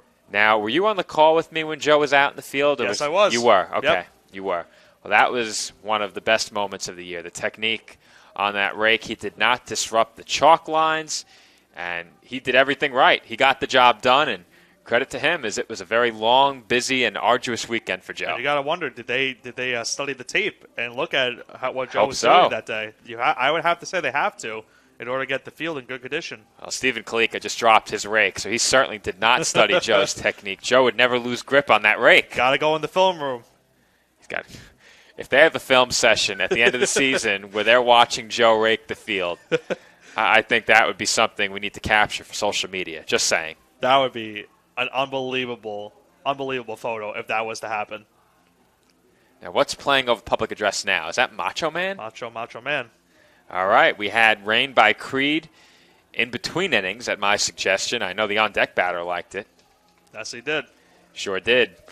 As it looks like they're wrapping up over at first base. Now, as I said before, questions were being asked around the field. How many innings for an official game? The answer to that is 7. Now, if the umpire was looking to call this game in the 7th, he would do so after the top half of the next inning. Now, again, I just had clarification. It is 5 innings. So we have an official game already. So if the umpire wanted to call it, he could have at this point, and he has not. So, well, you got to believe both these teams don't want a game to end early, despite the weather conditions. They want to get at least a full game in. And, we're already in the bottom of the 6th inning, so we're looking on pace to finish this one out.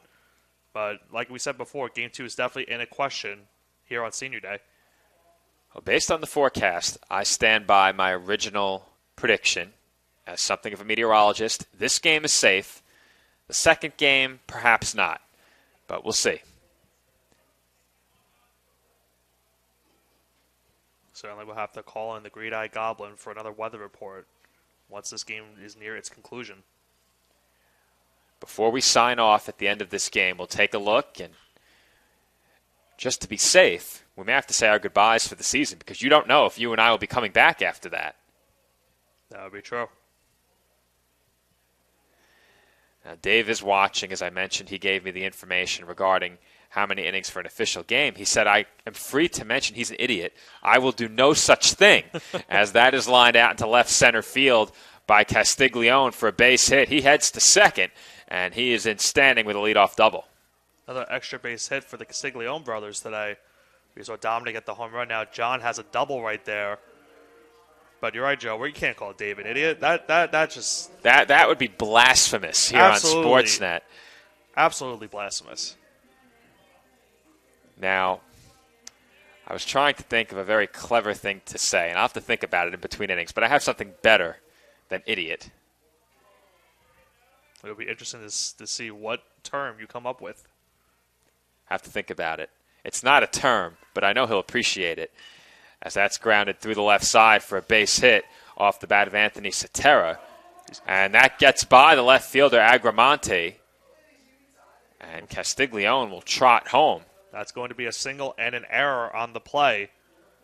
So an unconventional run for CSI, but nonetheless, they get another one on the board. They have a 4-run lead now. And we talked about it earlier, Joe. This Lions offense has not really been that great this season when it comes to scoring more than 3 runs. Now they're in a 4-run deficit, and we're in the bottom of the 6th inning. They are running out of chances as this game goes on, especially with the way John Esposito has pitched.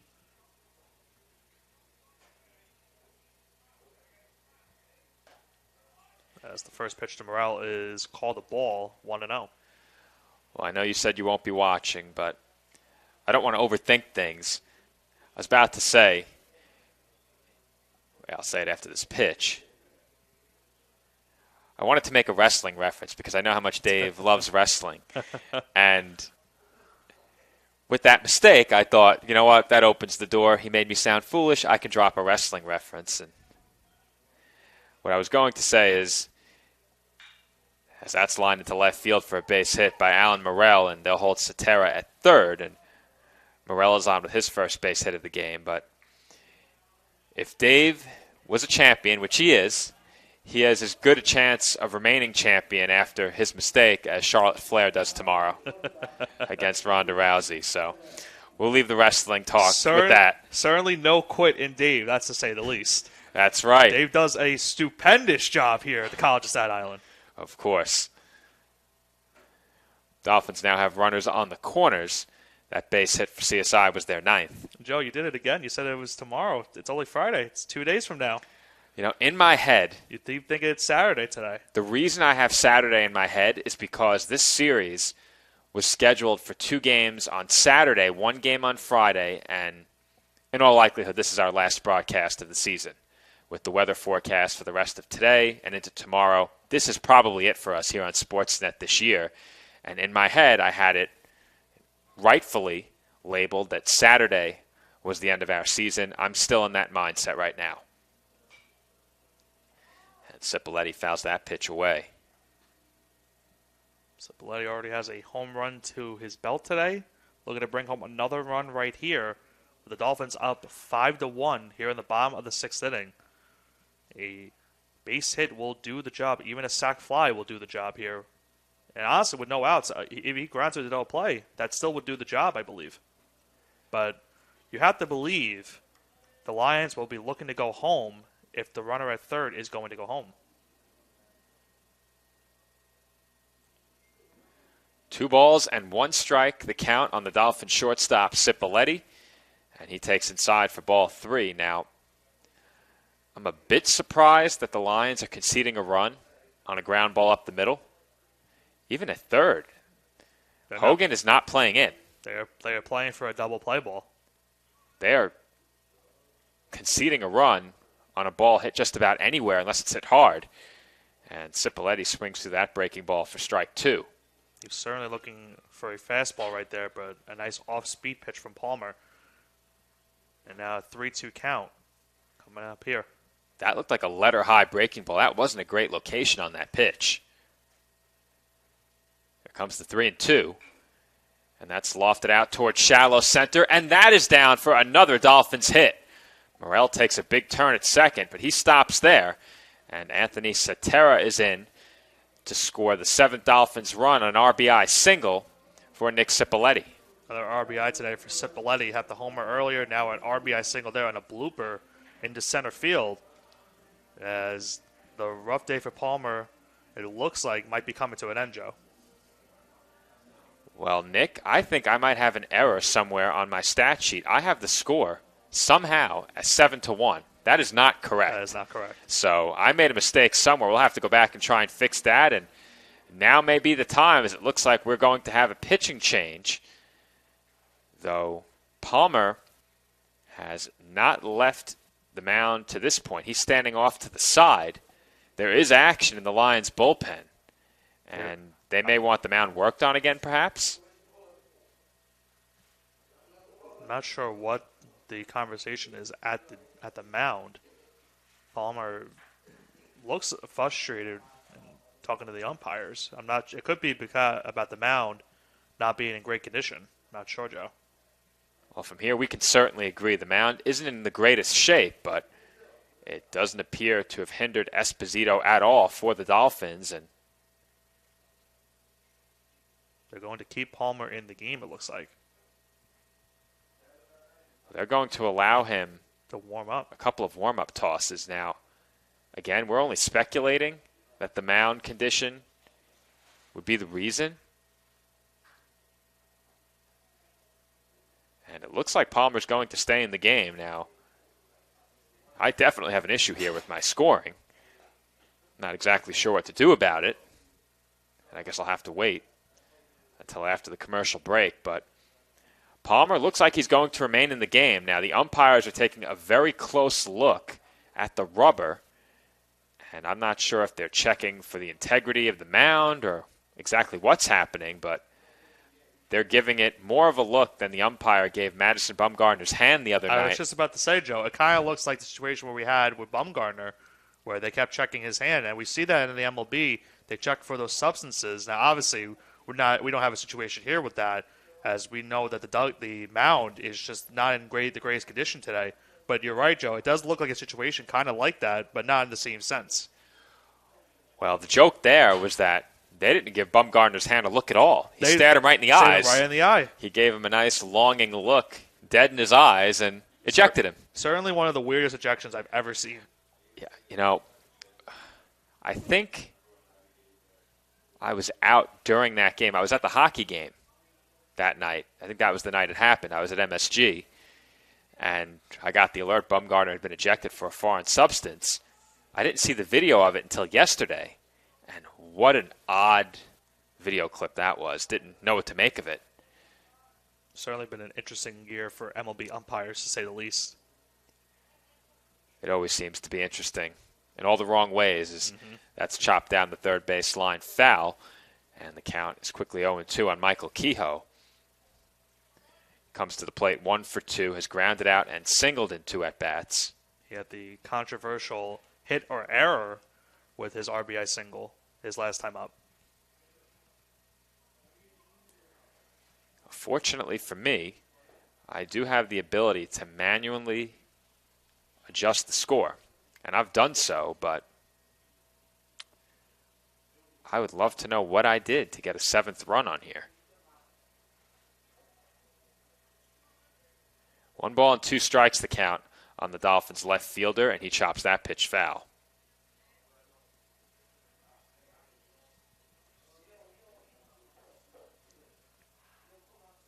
Palmer looking to get a big first out here, trying to stop the damage and keep this at least a 5-run game. You have to think the issue he was having was with the mound, as that's it out to straightaway right. Jones waiting for it. Morel will tag at second, and he will not go anywhere. Smart decision by Morel. That was a strong throw from right field from Jones to the cutoff man, Ascona. Big first out for the Lions as CSI is back to the top of the order. Well, I'll tell you, Nick, Morel likely would have been out. Absolutely. If he went to third, barring a very poor relay throw. So like you said, a good decision to hold up at second. And that will give Pat Gardner a chance with 2 on and 1 out. Gardner is 1 for 3 in the game.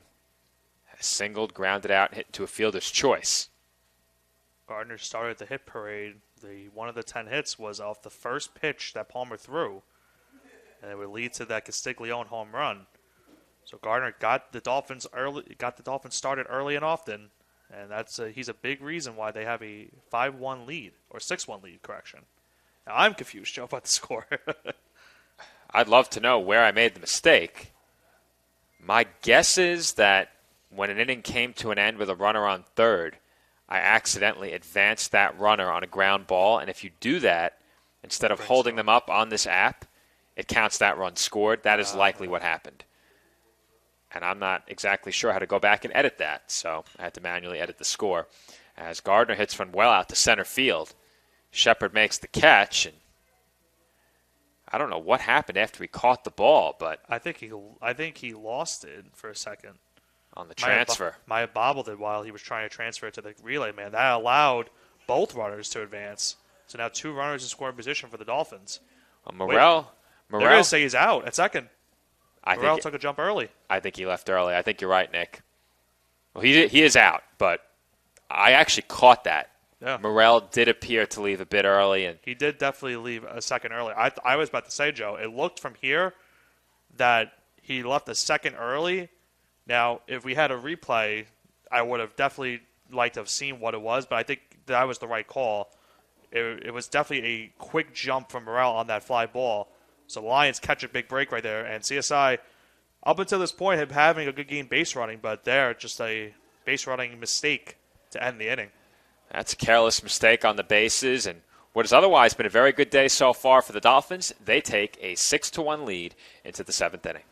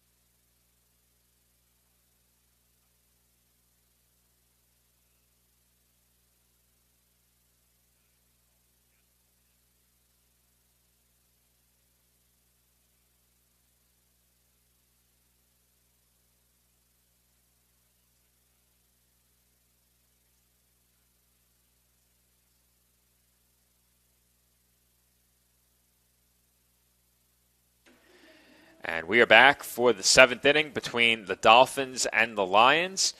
CSI now leads 6-1 as there is a nice audience assembled around the mound observing John Esposito's warm-up tosses. And we will see here what becomes of this situation. We have that conference at the bottom of the 6th inning about the question at play being the condition of the pitcher's mound. It certainly has not affected John Esposito today with the 14 strikeouts, but it most likely has definitely affected Palmer, as it's been a rough going for him today with a 6-1 lead for the Dolphins here in the top of the 7th. I think with how heavily Palmer has relied on the breaking ball throughout this game, the wet weather has hurt him more in terms of gripping the ball. And you can see he's lost command of several pitches. Now, Esposito has thrown far more fastballs than breaking balls in this game, but when he has thrown the breaking ball, he's had good control of it. So make of that what you will.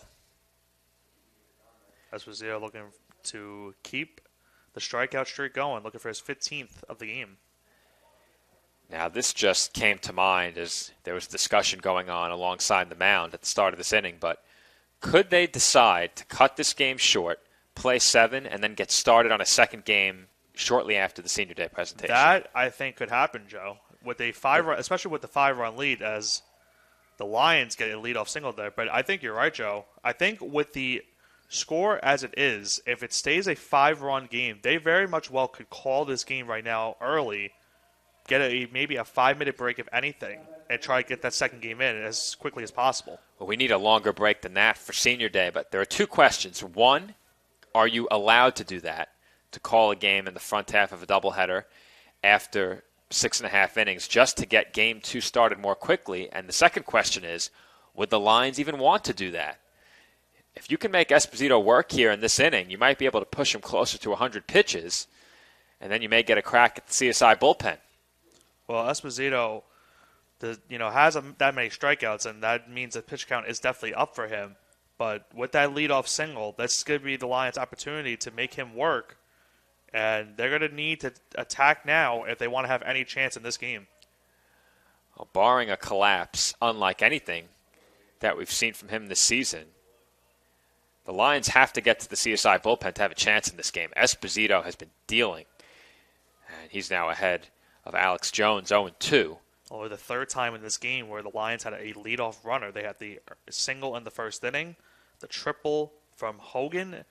Now they get a leadoff single here, but they need to take advantage right now of that and cannot afford a double play ball here or potentially another strikeout.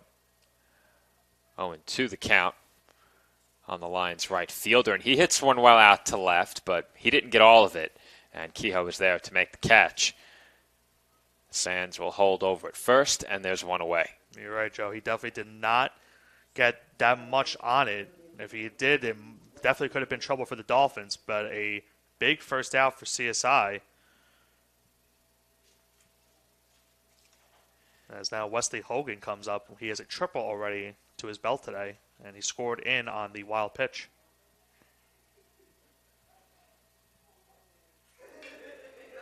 That ball is hit out to shallow center field, and making the diving catch is Castiglione. A tremendous play by the Dolphins center fielder, and there are now 2 away. Well, lost in the great game that Esposito's had. How about Dominic Castiglione's game today?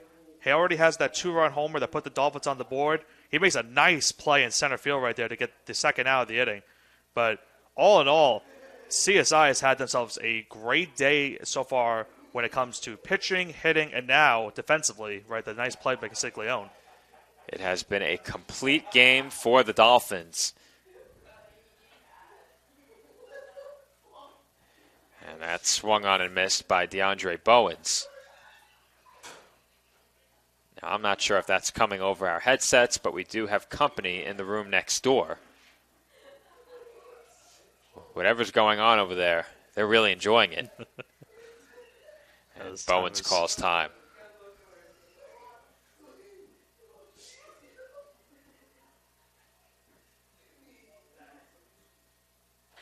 Have to admit, Nick, I'm trying to listen in and get an idea of what's so funny. as Bowens takes strike 2. It has definitely been an interesting day here at CSI, to say the least, and only the 7th inning. If there is a game 2, certainly more potential interesting stuff to happen. For what it's worth, this game is moving at a steady pace, and this will help a bit as that's grounded over to short, and Cipoletti goes the short way to second for the final out of the inning. Lions strand 1 on base. Their deficit remains 5 as CSI leads it 6-1 heading to the home 7th.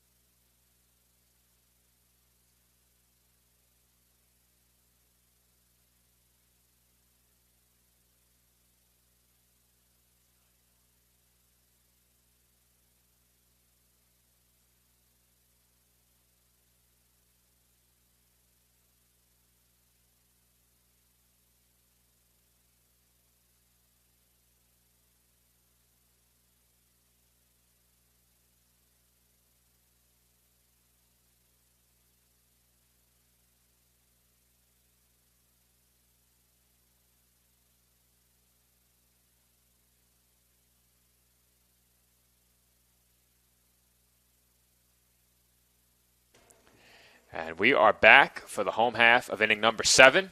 New pitcher for the Lions. Josiah Lara enters the game. Lara comes in having appeared in 14 games, including 5 starts. He has a record of 1-5, a whip of 1.77, and an 8.81 ERA. In 48 innings, he's allowed 55 hits, 53 runs, 47 of those earned. He's walked 30, struck out 25. Opposing batters hitting at .293 against him. Lara's 48 innings, second on this Lincoln pitching staff, and he's quickly missed with 2 straight to Castiglione. I believe we also had a defensive substitution, Joe. I believe number 3, Justin McLean, has come in for Miguel Agramonte in left field. So a pair of changes for Lincoln as we play in the bottom half of the 7th. Only 3 hits for the Lions in this game. The Dolphins have 10. You said it before, Nick. The Dolphins have done a lot right in this game. And that has translated well onto the scoreboard. They lead by 5 runs. I think right now the biggest question that remains in this game is, will John Esposito go the distance, or will CSI turn to the bullpen for 3 outs at the conclusion of this one? I think it would have to rely on his pitch count. Right now, I think we have him at 84 pitches going into this next inning. So he's on pace to potentially complete this game, as that one almost was made at third base, That was Hogan over the tarp. Definitely a tough play there, and just a tough break right there for the Lions. I mean, the tarp definitely in the way on that one. Hogan was not able to make the play, and now let's see if Castiglione can make them pay for not making the play right there. 3 balls and 2 strikes the count on the Dolphins center fielder. Very quickly back to Esposito. Unless his pitch count becomes completely unreasonable, I would bet on him to finish this game, as Castiglione swings and misses for strike 3. Especially with the 14 strikeouts, you want him to go the full distance, as my keys, Joe, fell right out of my pocket. Big loud sound here in the press box. I've seen larger objects fall, so I'm thankful it was only a set of keys. Now, only one Dolphin starter in this game does not yet have a hit, and that is the man at the plate, Shendi Ulaj, who would likely be the last player, maybe the second to last player, you'd guess, would go hitless in a game where CSI had 10 base hits. Well, you certainly would not think of one guy on this team did not have a hit. It would be Shendi Ulaj, but now, that may change here, but he got a bit too much of that one. As looks like he lost the bat about halfway through that swing, and that's a weak fly ball to center for the second out. I think you're right, Joe. He definitely lost the bat on that swing. Grateful enough to even have made contact with that. And, you know, marred in all the success for CSI, it's been a rough day at the plate for Shendi Ulaj. I'm sure he's perfectly okay with it if his team comes away with the win. We have a pinch hitter on deck for CSI behind Thomas Martin. If the Dolphins' first baseman can get on, and he swings to that pitch for strike 1. Angel Santiago in the on-deck circle for CSI. Martin at the plate in this game is 1 for 3. Singled his first time up. And here he's quickly behind 0-2. Well, for the Lions, they will need looking for a nice 1-2-3 inning here in the bottom of the 7th as they try to keep this game 6-1. Lara comes set. Here's the 0-2 pitch. And that's off the outside corner. Now, Nick, were you ready for a strike 3 call there? I was very prepared for the strike 3 right there. I was as well. We've seen a couple of those outside pitches been called for strike 3. I thought that was going to happen right there with Martin. Here comes the 1-2. And I'll tell you, the Lions thought that was strike 3 as well. Well, they were certainly not happy with that getting called on them earlier in this game. They were looking to get, the call there, but not to be marred in that. They did not get it there. Now it's 2-2. And Lara gets the strikeout as Martin goes down swinging, and he's frustrated with himself, but his team still leads by 5 runs as we head to the 8th. CSI leads 6-1.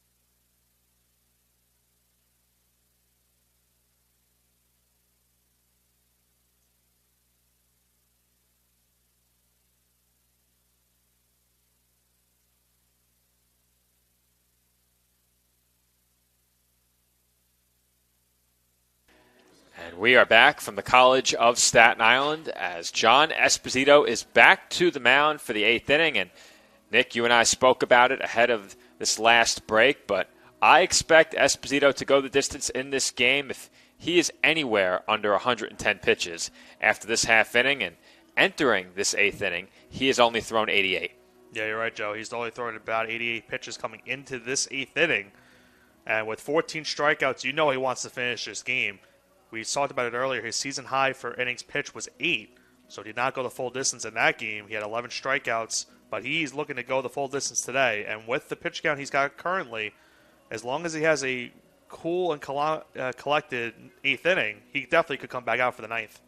Again, 88 pitches for Esposito through 7. And here in the 8th inning, he will face 6, 7, and 8 in the Lions lineup. And Justin McLean will get his first at-bat of the game in this spot.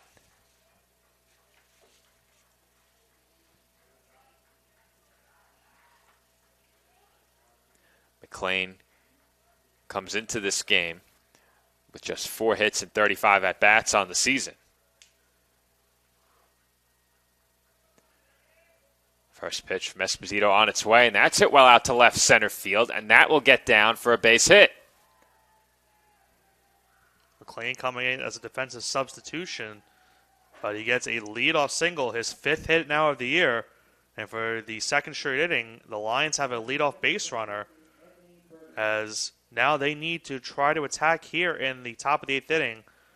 But first pitch swinging for Lincoln right there. Now let's see if they can attack with the runner on. Esposito has pitched them very aggressively all game. And we haven't seen an equally aggressive approach at the plate by the Lions. They've taken a lot of called strike threes in this game, and McLean wasted no time offering at that first pitch as Anthony Burgos looked to bunt. And I don't know if he made contact with the ball, but I think that caught Alan Morrell on the rib. I think he missed the bunt, and it hit, and Morrell was not able to catch it. And you're right, Joe. It definitely hit him in the rib.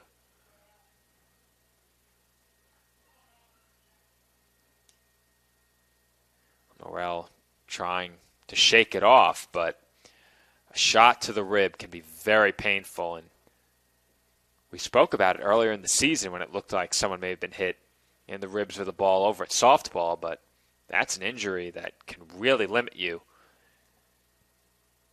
Especially when you're a catcher. That's not where you want it to be, where you're getting hit in the ribs. But it looks like he's going to stay in the game. Sure does look that way, as Morrell will remain in the game. And he says he's good, doesn't need any warm-up pitches from Esposito. And the question is, was that a ball or strike? Don't look to the scoreboard, Nick. There's no help coming from over there. I don't know if they put it up on the scoreboard or not. I guess we'll have to wait till the second pitch. I'm not sure what they called that on the... Well, we're not going to have to wait because there's a ground ball off of his hand, and it's going to be a bunt single. Well, that is just a brutal miscue for the Dolphins. That might be an error, Nick. I think that one's an error. I think it could be, yeah. Because I'll tell you, off the hand of Esposito, definitely could have made a play if he was able to make the play. They had a play when Ulaj picked the ball up. He didn't realize it. I mean, Burgos, I would say he was bunting for a hit, but it took him a while to get down the line. I mean, there is no way he was beating that out if that play is made, so I agree with the official scoring on that one. That's an error. Another bunt. I can't imagine why they're bunting in this spot, or why they bunted with Burgos. That's definitely an interesting call from the Lions dugout. Is he going to bunt again? Don't get me wrong, Esposito's been great in this game, but I don't know if you can get back in this on the back of bunts.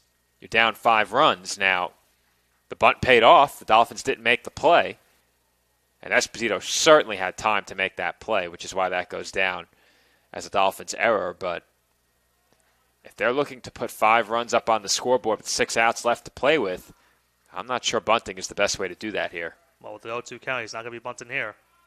Nope. Instead, he'll be looking at a called strike 3 once again. And for Esposito, that strikeout is number 15.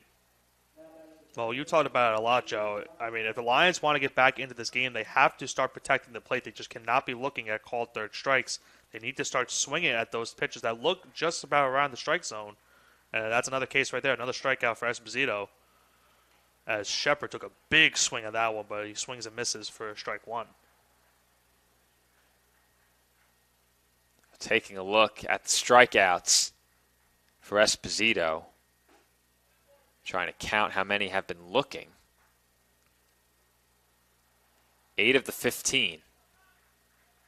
And he's quickly ahead of Shepard, 0-2. Looking for the Sweet 16 right here. That's chopped weakly on the infield, and look at that bounce. I for sure thought that was going to be a play made at first, but you're right, Joe. The bounce made it go foul. So another chance for Esposito to get that 16th strikeout with 2 strikes and 2 runners on. If you're the Lions in this spot, you'd love to get Shepard on with the top of the order coming up behind him. Jeffrey Ascona on deck among their leading hitters. You'd love to give him a chance with the bases loaded. Certainly been the Lions' best chance since they had the leadoff triple from Wesley Hogan. No doubt. As they throw behind the runner and McLean is back in there safely. You love to see it. Even with a 5-run lead, Esposito does not forget about the base runners, still manages the running game, doesn't allow big leads, and that just missed.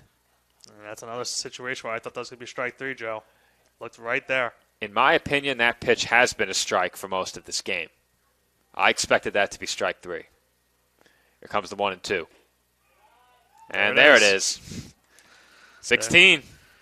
Give him the old Sweet 16 there for John Esposito. He gets a 16 strikeout. Now, Ascona will try to do something. After a first and second no-out situation for Esposito, he's gotten back-to-back strikeouts, and we've seen that a lot today. He's getting those strikeout streaks going. So to get the third out of the inning and escape the damage with it still being 6-1. Big at-bat here for Jeffrey Ascona. If his team's going to have a chance, he needs to come through in this spot. He's 1 for 3 in the game and is behind in the count here, 0-1. But, Nick, during the next break, I'm going to take a look at the record books and see where this performance ranks in terms of strikeouts in a 9-inning game. I would think we have that in our record books, but I'll have to double-check. Potential history being made here at the College of Staten Island. And Esposito could be looking for number 17 right here. He's got another 2-strike count with 2 outs here in the 8th. I would have to guess that at least one Dolphins pitcher at some point in the team's history has had 20 strikeouts in a game. I have to imagine it's happened at least once, but that's what the record books are for, as that pitch is fouled away. Unsurprisingly, there's no action in the Dolphins' bullpen. Esposito is now up over 100 pitches, but with a 5-run lead, I don't think that's going to slow him down much. Comes the 1-2, and that is swung on and missed for strikeout number 17. John Esposito strands 2 on base. He will have a chance for 20 strikeouts if he comes back out for the 9th. Nick and I will check the record books during this break. CSI leads Lincoln 6-1.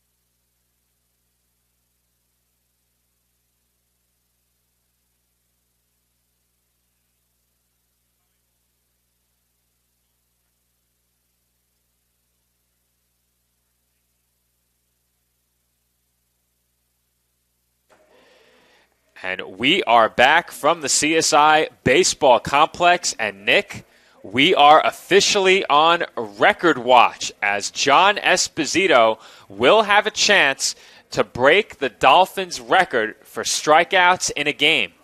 Now, keep this in mind. We had, in our history here at CSI, an 18 strikeout game back in 2003 by Nick Cecchini.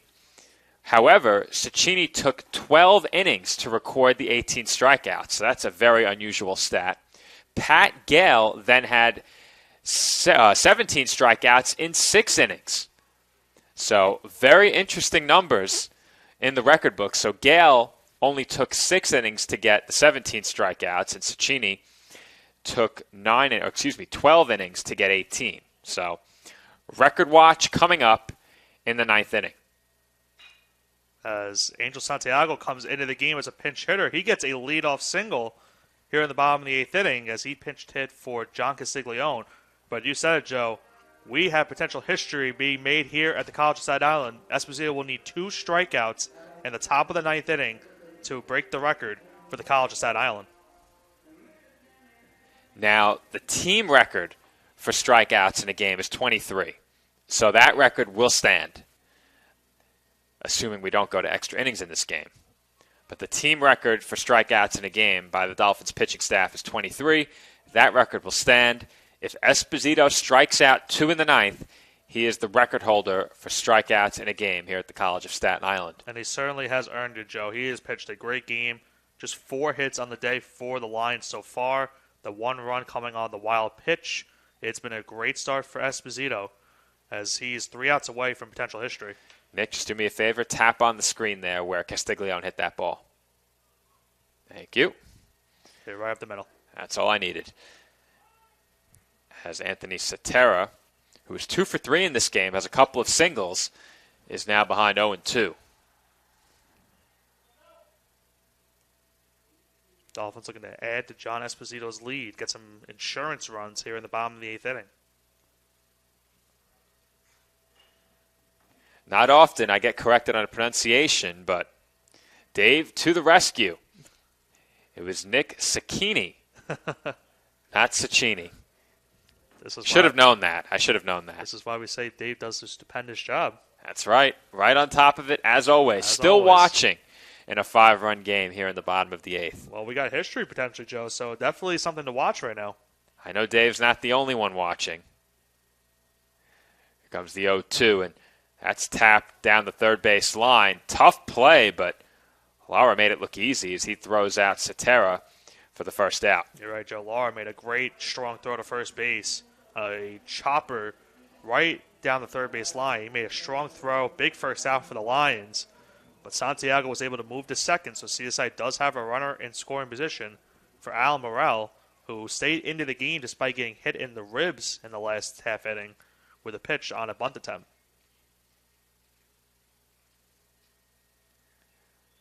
Morel 1 for 3 at the plate, has struck out twice and singled his last time, and he looks at a called strike. Now there is some movement in the Dolphins bullpen. Looks like Stephen Kalika is working on that left arm, so perhaps not a foregone conclusion. Esposito comes back in. Well, Joe, certainly for viewers at home, you want to see Esposito get these strikeouts and make some history. But if you are CSI, you want to play carefully. You don't want to keep Esposito in too long. For if anything goes bad in Ari, we've seen CSI in a couple of games this year. They've had some bad 9th innings, so they definitely do not want to have that again. But you're right, Kalika it looks like is going to potentially start warming up. He's just getting loose. There is no way Esposito is coming out of this game. No way. You can't take him out with the way he's pitched. He's just been phenomenal today. Now, I'm not sure if the dugout is aware of the potential record, but if they were, I don't think that changes anything. He's coming back into this game regardless. Even with 17 strikeouts, you have to keep him in. It's just no doubt. It's just too good of a pitching stat line to take him out of a game like this. Joe is about 10 minutes late to this conversation as he passes along the record watch information, which means that I think Dave texted Joe as well. I would believe that. Like we said, Dave is on top of it. And that's grounded through the left side by Morel, who has his second base hit of the game. And once again, the ball is misplayed in left field, this time by McLean, the new left fielder, and that error allows Santiago to score from second. Well, certainly not what you want if you're the Lions. I mean, they had the second time you said, Joe, they've had that play on left field. First Agramonte, now McLean. And again, CSI takes advantage of it. That's the second time they've scored on a play like that. And they now have a 7-1 lead here in the bottom of the 8th inning. Nick Cipoletti will be the batter. Cipoletti is 2 for 3. And that is hit hard down the line. Fair ball. And that will roll all the way into the left field corner. They will hold Morel at third. And Cipoletti is into second base, standing with a double. Cipoletti is having himself a day. He has the homer, an RBI single earlier, now a double. If he had another opportunity, Joe, he'd be a triple away from the cycle. So Cipoletti, either way, has had himself a heck of a day here at the College of Staten Island. Sounded like you were about to drop an HE double hockey sticks, Nick. Nope, almost, Joe, almost. Dave says he did not text Joe. So either Joe knew from himself or someone's passing information along to him in the booth next door. Maybe.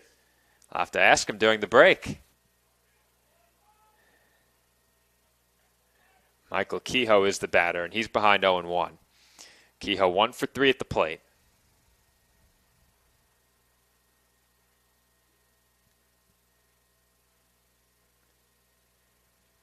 And that one gets away from Burgos behind the plate. That will allow Morel to score. And the Dolphins tack on another insurance run. Our score is now 8-1. Another mistake for the Lions right there. And CSI again takes advantage of it as the wild pitch will bring home the run. And it's now an 8-1 lead for CSI. And now another runner on third. So an opportunity for Michael Kehoe to bring home and make it a 9-1 game. If you're the Lions ahead of a game 2, you have to hope that the bats wake up against a pitcher other than Esposito. He's really shut down this Lincoln offense in this game, and the Dolphin bats have done enough, more than enough, as they've scored 8 runs. 13 hits in the game for CSI. We saw in that game against Uville, they had 11 hits, but only 2 runs to show for it. They have definitely made the most of their hits today. So there's a ground ball to the pitcher. Laura throws it onto first. So the runner at third, Cipoletti, will not advance. So heads up play by Laura. He gets a big second out as Pat Gardner will bat once again here with 2 outs in the 8th. Well, these stats are very tough to read, and I'll do my best, but I want to see if I can pick up the Dolphins' season high in hits. Looks like the season high in hits for the Dolphins is 19, so they're not close to that yet. And likely won't get a chance to come close, but 13 still not a bad number at all. Certainly a number you will take. Absolutely they will take it, especially coming off a bit of a struggle on Sunday. Didn't score too much on Saturday either. Keep in mind, these games in the ECC, typically high-scoring games from what we've seen, and on Saturday, the Dolphins scored 6 runs in the first game, 5 runs in the second game. Keep in mind, Game 1 was 9 innings, Game 2 was 7. And then in a 9-inning game on Sunday, they only scored 2. I'm sure when all is said and done in this game, they'll be happy with an 8 in the run column, maybe even a 9 or more. Potentially, they're looking for a 2-out rally here to bring home another run. Pat Gardner behind in the count, 1 ball and 2 strikes. Cipoletti is the runner on third as the Dolphins look for more insurance here in the 8th inning. And Gardner takes in the dirt for ball 2. Good block by Burgos there, saving another run from coming in with a wild pitch. Nice heads-up play by him. Not sure if Marquise is still up here in the press box, but we'll have to get him down on the field for a potential record-breaking strikeout in the next half inning, as that's hit in the air, and that ball is foul. Well, taking a look in the stands as well. There he is, right on cue. Marquise re-enters the commentary booth, but taking a look at the stands, the rain is still not coming down very hard. So I would say it looks promising for a game 2. I'm much more optimistic than I was 2 hours and 17 minutes ago when we got started. Absolutely, Joe. I mean, you said it. From what it looks like we might be able to start the second game on time, and we'll have to see how long it goes. Now, it is a 7-inning game, remember, in the doubleheader, so we'll have to see how many innings of that game we can at least get in. But as of right now, the rain is holding up, so we are in a good situation for a potential doubleheader finish. Question is, where's Andrew? I don't know.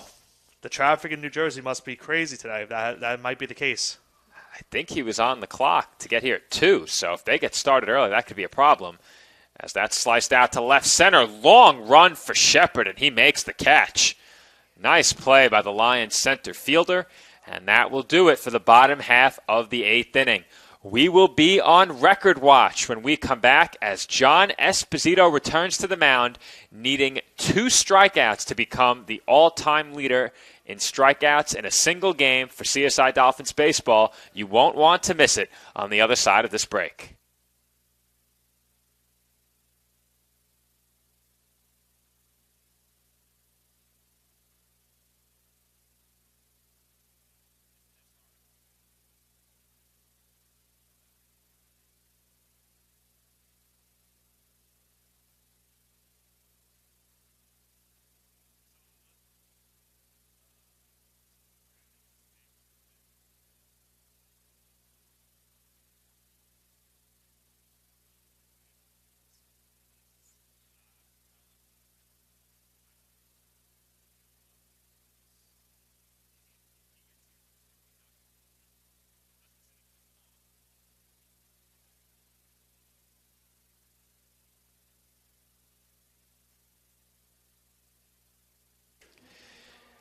Top half of the 9th inning about to get underway from the College of Staten Island. John Esposito back to the mound for the Dolphins, and I forgot to ask Joe where he found out that Esposito was on the verge of a record. Could it have been the Dolphins' dugout? Perhaps. Could it have been from somewhere else? Perhaps. But either way, I wonder if they're aware. They have to be aware at this point. They have to be aware at this point. I mean, yeah. Once you saw all those strikeouts early on in this game, you had to be thinking, you know what, he has a chance to make some history today. And now he just needs 2 strikeouts here in the top of the 9th inning. He's going to face the 2, 3, and 4 hitters for this Lions offense. If he gets those 2 strikeouts, Joe, he's going to make history. So definitely something to watch here in the top of the 9th, as we got a interesting 9th inning ready to start here. Can John Esposito do it for the Dolphins? Well, Nick, taking a look at the box score that I have for this game, my unofficial scorecard, there are 3 hitters in the lineup for the Lions who have not struck out twice in this game. Every other batter in the lineup has struck out twice. All 3 batters who have not struck out twice are coming to the plate in this inning. So Esposito will certainly have to earn it. It's going to be tough at-bats here. Let's see if Esposito can do it. Damal Sands is at the plate. That's grounded to the right side, and it's handled no problem over at second base by Cetera for the first out. Well, if you're a fan of history, that's not a good start right there. Now Esposito will have to strike out the next 2 batters to get it done. But a first pitch ground out for Sands, and now here comes Alex Jones. Esposito can earn a share of the record with just 1 strikeout. As you said, Nick, Alex Jones at the plate. He's 0 for 3. Struck out back in the 4th, and he looks at a called strike there. The previous batter, Damal Sands, is now 1 for 4 in the game. He was retired on 1 pitch. Alex Jones at the plate is 0 for 3, and Wesley Hogan is 1 for 3. No throwing in the Dolphins' bullpen. I mentioned before, Stephen Kalika looked to be getting loose, but no throwing. And with a 7-run lead, this inning belongs to Esposito. And for Esposito, he's trying to take advantage, try to work that strike zone that has been in question in this game as he tries to get the history books right here. That pitch misses high for ball 2. My pitch count unofficial, but before I was about 4 pitches behind, figure a couple more at this point. That would put Esposito right around 110 pitches. And he has a 2-strike count in this spot. There we go, Joe. It's going to be the first instance. Can we see the record be tied right here? Thank you to Lewis. Next door, I am 5 pitches behind now. He is at 109. This will be 110 right here. Let's see if he makes it count. Here comes the 2-2.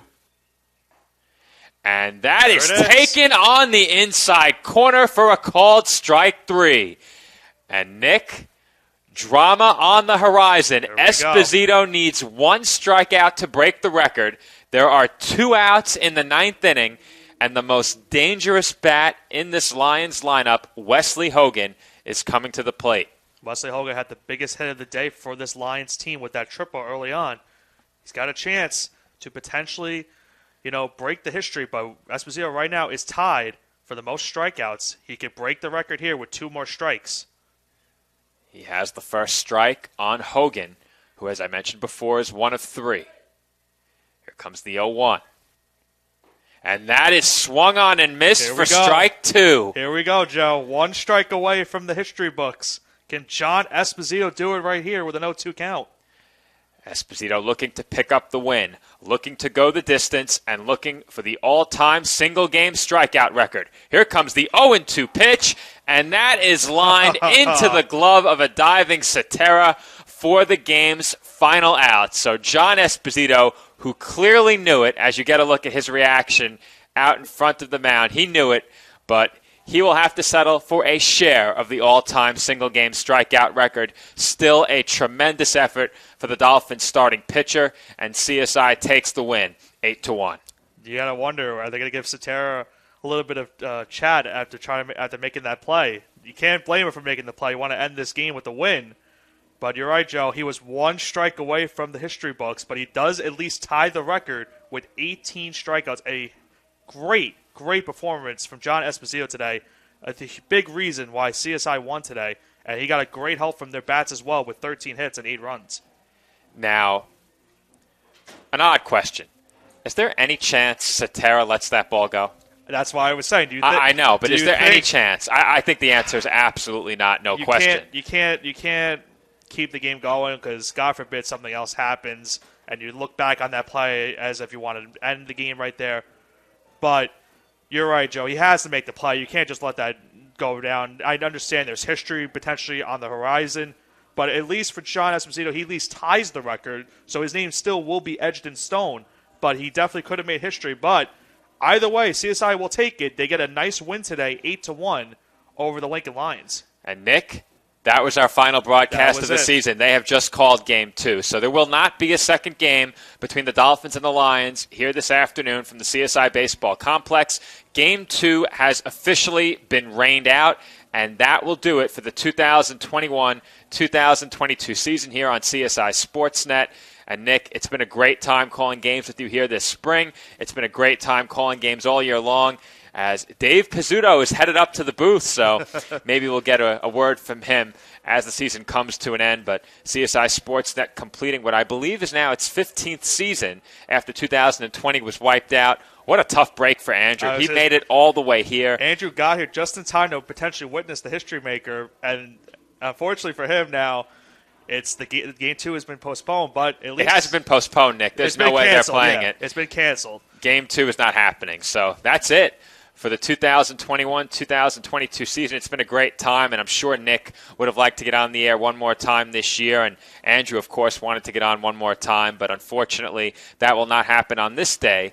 There is a game scheduled for tomorrow.